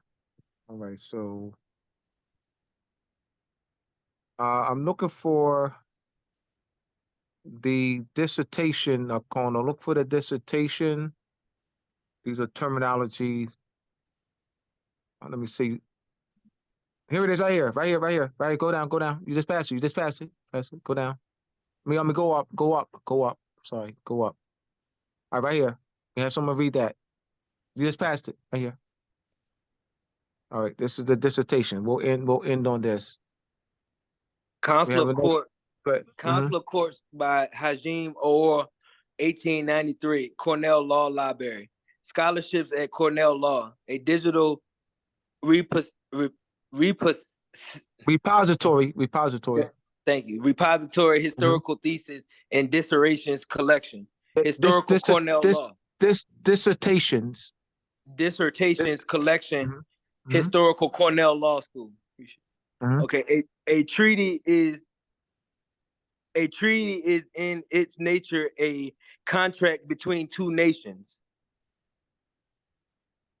It does not generally affect of itself the object to be accomplished, except especially so far as its operation is infraterritorial.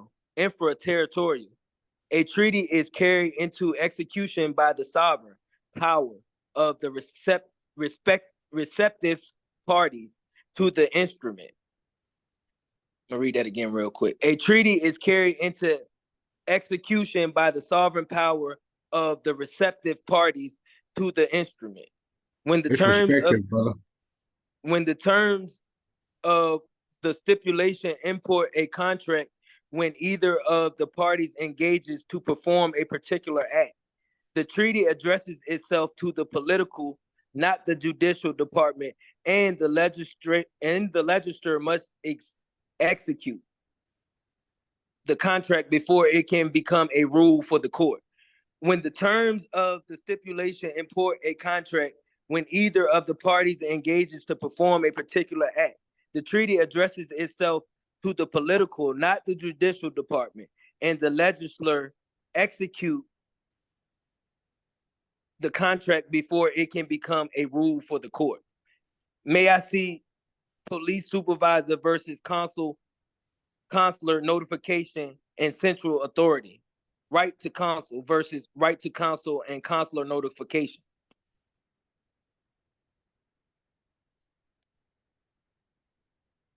Diplomatic and consular immunity guidance for law enforcement and judicial authorities. The law of nations and the diplomatic settlement controversies between sovereigns. Waiving of Moorish status. The effects of promoting that the Moors should use the United States Constitution for their protection. Questioning a benefit or protection from a foreign conquering government that is not a sovereign over the land pertaining to the native Moors. Oh, pardon, some of my words were cut off. Our Moorish status would be waived by requesting a benefit or protection from a foreign conquering government that is not a sovereign over the land pertaining to the native Moors. What is the Moorish status?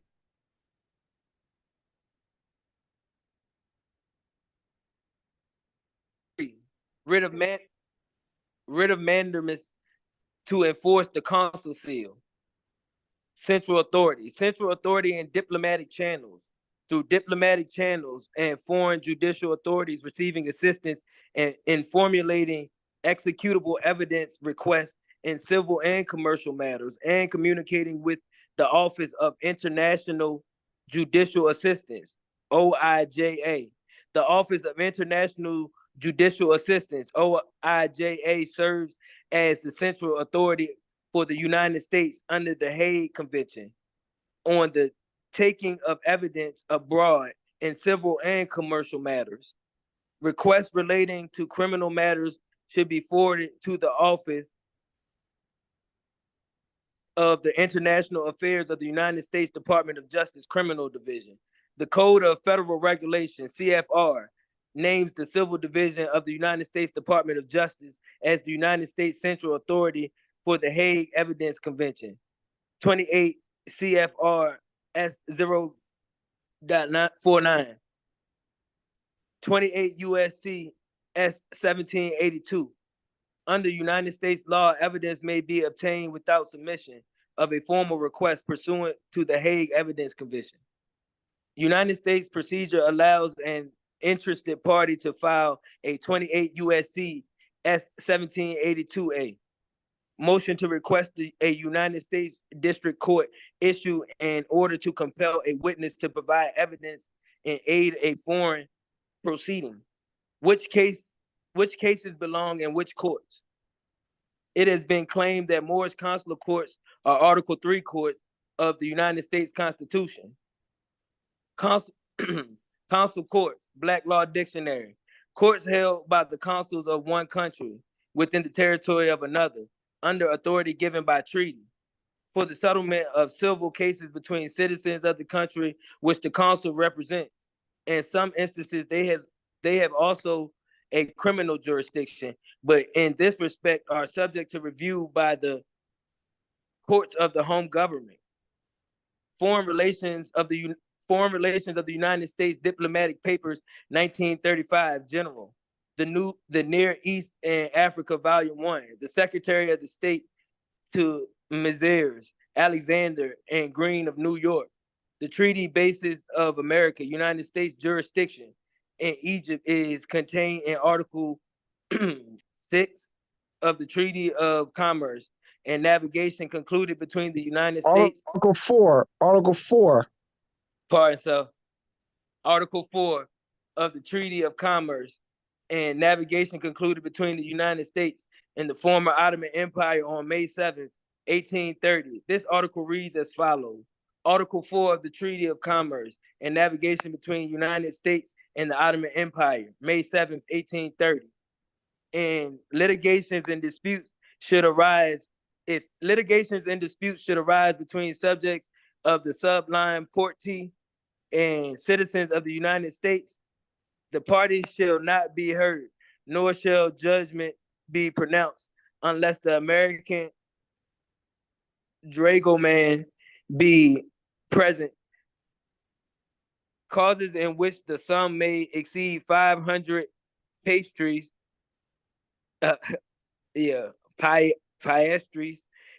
shall be submitted to the subline portee to be decided according to the laws of equity and justice.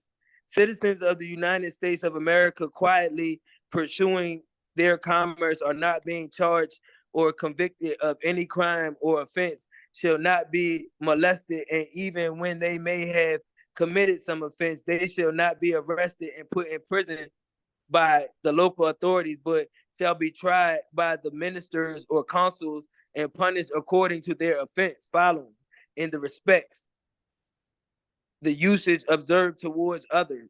Franks. Article 3, Section 2 of the United States Constitution. A creature of Constitution, not a creature of legislation. The Judiciary Act of 1789 and diversities of citizenship. A creature of United States legislation, not a creature of the United States Constitution. The Judiciary Act of 1789 has been bestowed statutorily on the federal courts. 28 USC 1333, United States Code, diversity of citizenship, disputes between two parties not from the same state or country. Jurisdiction of United States federal courts over disputes involving foreigners. Personal jurisdiction over the international defendants in the United States. Mechanisms and public international law for exercising jurisdiction over an international defendant. Are foreign nationals entitled to the same constitutional rights as citizens? When is a foreign diverse? diversity jurisdictions in cases involving foreign citizens and businesses, constitutional authority and diversity statute, diversity or allegiance jurisdiction, or alienage jurisdiction, Alienage. alienage jurisdiction, pardon. So, is diversity of citizenship the same as capitulatory? Compensatory. Yeah, that's what you said earlier. Say it No, again. no problem. No, that's fine. This is you're gonna get this is a word that you have to come down, pronounce. This is fine. Compensatory. Capitulatory. Go ahead. Extraterritoriality. There you go. Extraterritorial consular jurisdiction. My man. Article 3, Section 2 of the United States Constitution, analyzed by Moors with the principle of capitulation, extraterritoriality, extraterritorial consular jurisdiction. Does the judicial power of the United States of Article 3, Section 2 of the United States Constitution extend? Capitulation, extraterritoriality, extraterritorial consular jurisdiction. Does the judicial power of the United States, Article 3, Section does the judicial power of the United States of Article 3, Section 2 of the United States Constitution extend to cases from the 1850 treaty between the Swiss Confederation and the United States? Does the judicial power of the United States of Article 3, Section 2 of the United States Constitution extend cases arising the 1818 peace treaty between Spain and the United States? Confederation, Swiss Confederation. Okay. The Swiss Confederation. No, did I say? Okay. Did you say Spain? No, it's Spain, United States. Right. Yes. Okay. So we had, Right. I miss? Did I miss one? Yeah, you missed one. Swiss Confederation. I thought I was saying it twice. Okay. Does the Great Britain, I think it was. 1850. Okay, the Swiss. Okay, yeah. Does the judicial power of the United States, Article 3, Section 2 of the United States Constitution extend cases arising from the 1850 treaty between the Swiss Confederation and the United States? Does the judicial power of the United States of Article 3, Section 2 of the United States Constitution extend to cases arising the 1818 peace treaty between Spain and the United States? Constitutional. All right, so we went over this earlier when I did you saw my handwriting lesson. Oh, yeah. My handwritten lesson. And going back here. So you see on the left side, United States Constitution, Article 3, Section 2. So judicial power does extend to cases arising under the 1850 treaty between the Swiss Confederation and the United States. Judicial power does extend to Article 7, to the cases rising under Article of the 1783 peace treaty between Great Britain and the United States. That's Ware versus Hilton, Society versus Haven. So that's your British subjects, remaining on our land, and so that treaty, Society versus New Haven, a society of propagated faith, where societies, it was indicated in that the Society versus New Haven made it clear that the Revolutionary War did not remove pre-existing war rights. Let's go back to the Treaty of Grenada. The surrendering treaty. Abu Muhammad surrendered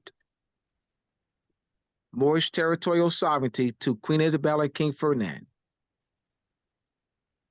That surrendering treaty, did not remove the Moors' personal rights. You see, in reading the treaty, you'll see that the Moors' personal rights are protected in that treaty. So the principle did not start in 1783. This is a well-settled principle. So the United States Supreme Court looked to that principle that's embodied in the in the Treaty of Grenada, November 25th, 1. This is this is Society versus Navy, 1823 case. So you see here, it's preparing you to become jurists. So, Right. just I want you to go right to go back. Here we go. He said on the left side, recovery of lost Moorish sovereignty, reversion to sovereignty, and the restoration of Moorish government. So this is part of what we're working to restore: Moorish treaty protection and constellations, the enforcement of Moorish treaties. But that's done through education and the facilitation of Moorish government structure. All right, so you go back to the main screen, Okono.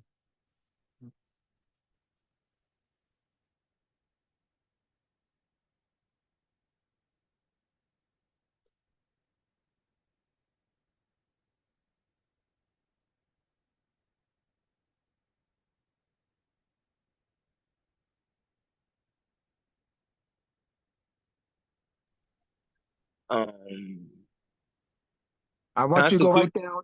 Hold on, brother. This stuff. Look for that dissertation, Okono. I think it's thesis. This is go. Continue to scroll down. Continue to scroll more. Continue to.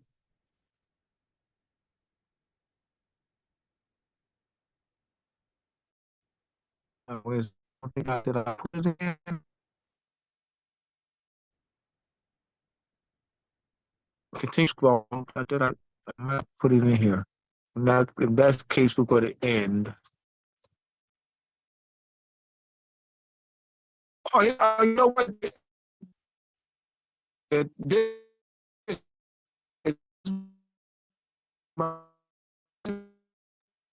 We can't hear you. You kind of got a lag. Say it again. This is the excerpt of the 8th of the United States Counter Memorial. You're leading a continuous scroll. So I'll post this in the Telegram. I'll post this entire presentation in Telegram. Would you say that link was that they Here we go. Hold on, brother. Let me say here real quick. You see there? See these treaty clauses? That's what I was talking about. I forgot I had it in here. This is the treaty clauses. The extraterritoriality treaty clauses. 1700 treaties. All right. So I'm going to post this in the For the Love of Moors and in our Telegram page tonight. This whole presentation. All right. Now let me do it. I'll do it right now. All right. And I just go online and type in For the Love of Moors, and then it'll pop up. It'll take me right there. Well, I don't think you're a member For the Love of Moors. You got to go to. You have to be a member. I got. Yeah, I'm sure I'm having to do that. But I'll post in both. I'm going to post it For the Love of Moors, and then and also the Moorish treaty, the Moorish consular, the Moroccan Post School of Government International Law. Okay. Yeah. So you go there. You're a member there. I sent you the link to join. Okay. Yes. All right. Appreciate it. All right. So we're going to end. I want to thank all of you. I trust I'll see some of y'all on May 7th, on May 17th, and I'll see some of y'all on May 18th. All right. You go to the we have once again the Moroccan Post, the Moroccan Post media YouTube page. We have the Telegram page. So I'm going to post this tonight. This presentation, not the video, the written presentation will be posted on the Telegram pages. All right. All right. As soon as we get done, I'm going to do it. I'm going to post as soon as we get done. Okay. Oh wow, it's a bright light right there.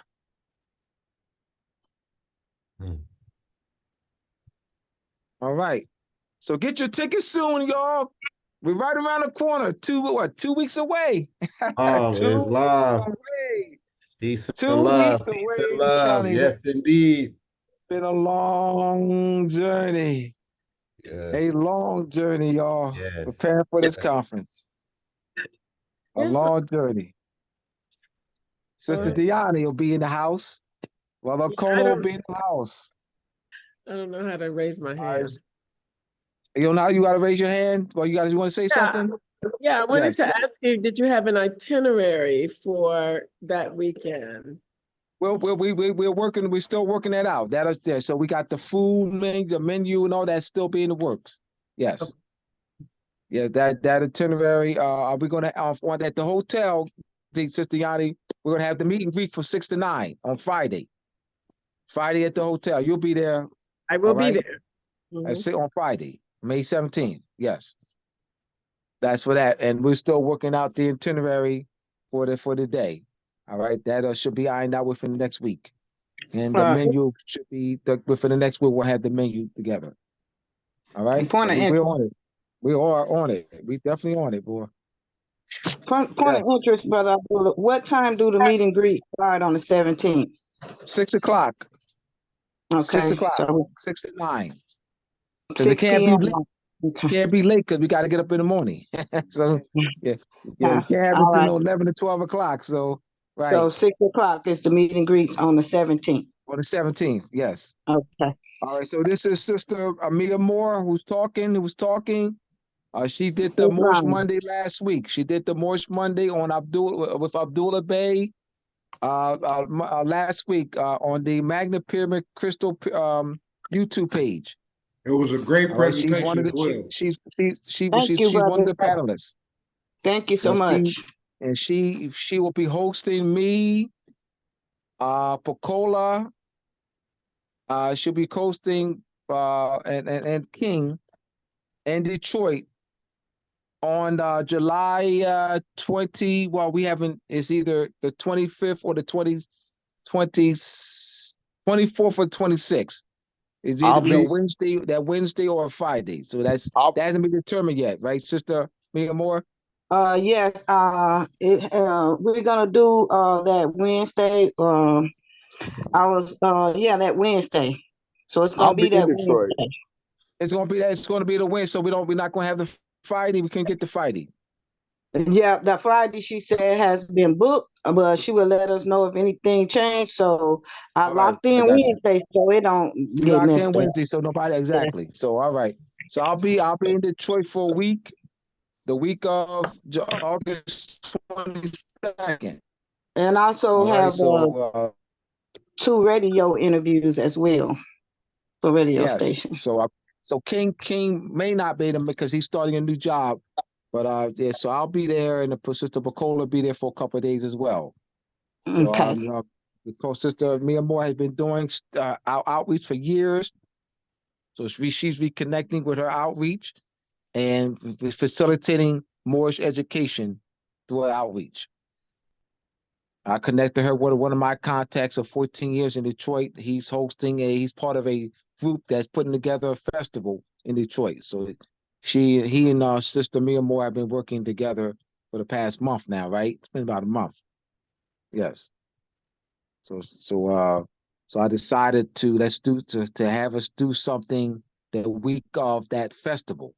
So I'll be down for the festival, for the lecture, radio show. We're gonna do a whole lot, community outreach, and she would have already started classes at the bookstore. Like I said, she's gonna expand that lesson. She did a wonderful job last week. Just give her a hand. Wonderful job. Give the sister a hand. Much gratitude to everyone. Wonderful job. So check it out, y'all, on the Magna Pyramid Crystals YouTube page. That was last week, Monday of last week. It's not. All right. So thank you again. I'm gonna to post the write-up, the written lesson on the Telegram page as soon as we hang up, so we get done. All right, thank you, everyone. Peace and love. Take care, everyone. Here in Philadelphia. See y'all here in Philadelphia on May 17th and May 18th. Peace, everyone. Peace and love. One, peace. Peace. Peace. Yeah. Peace, peace.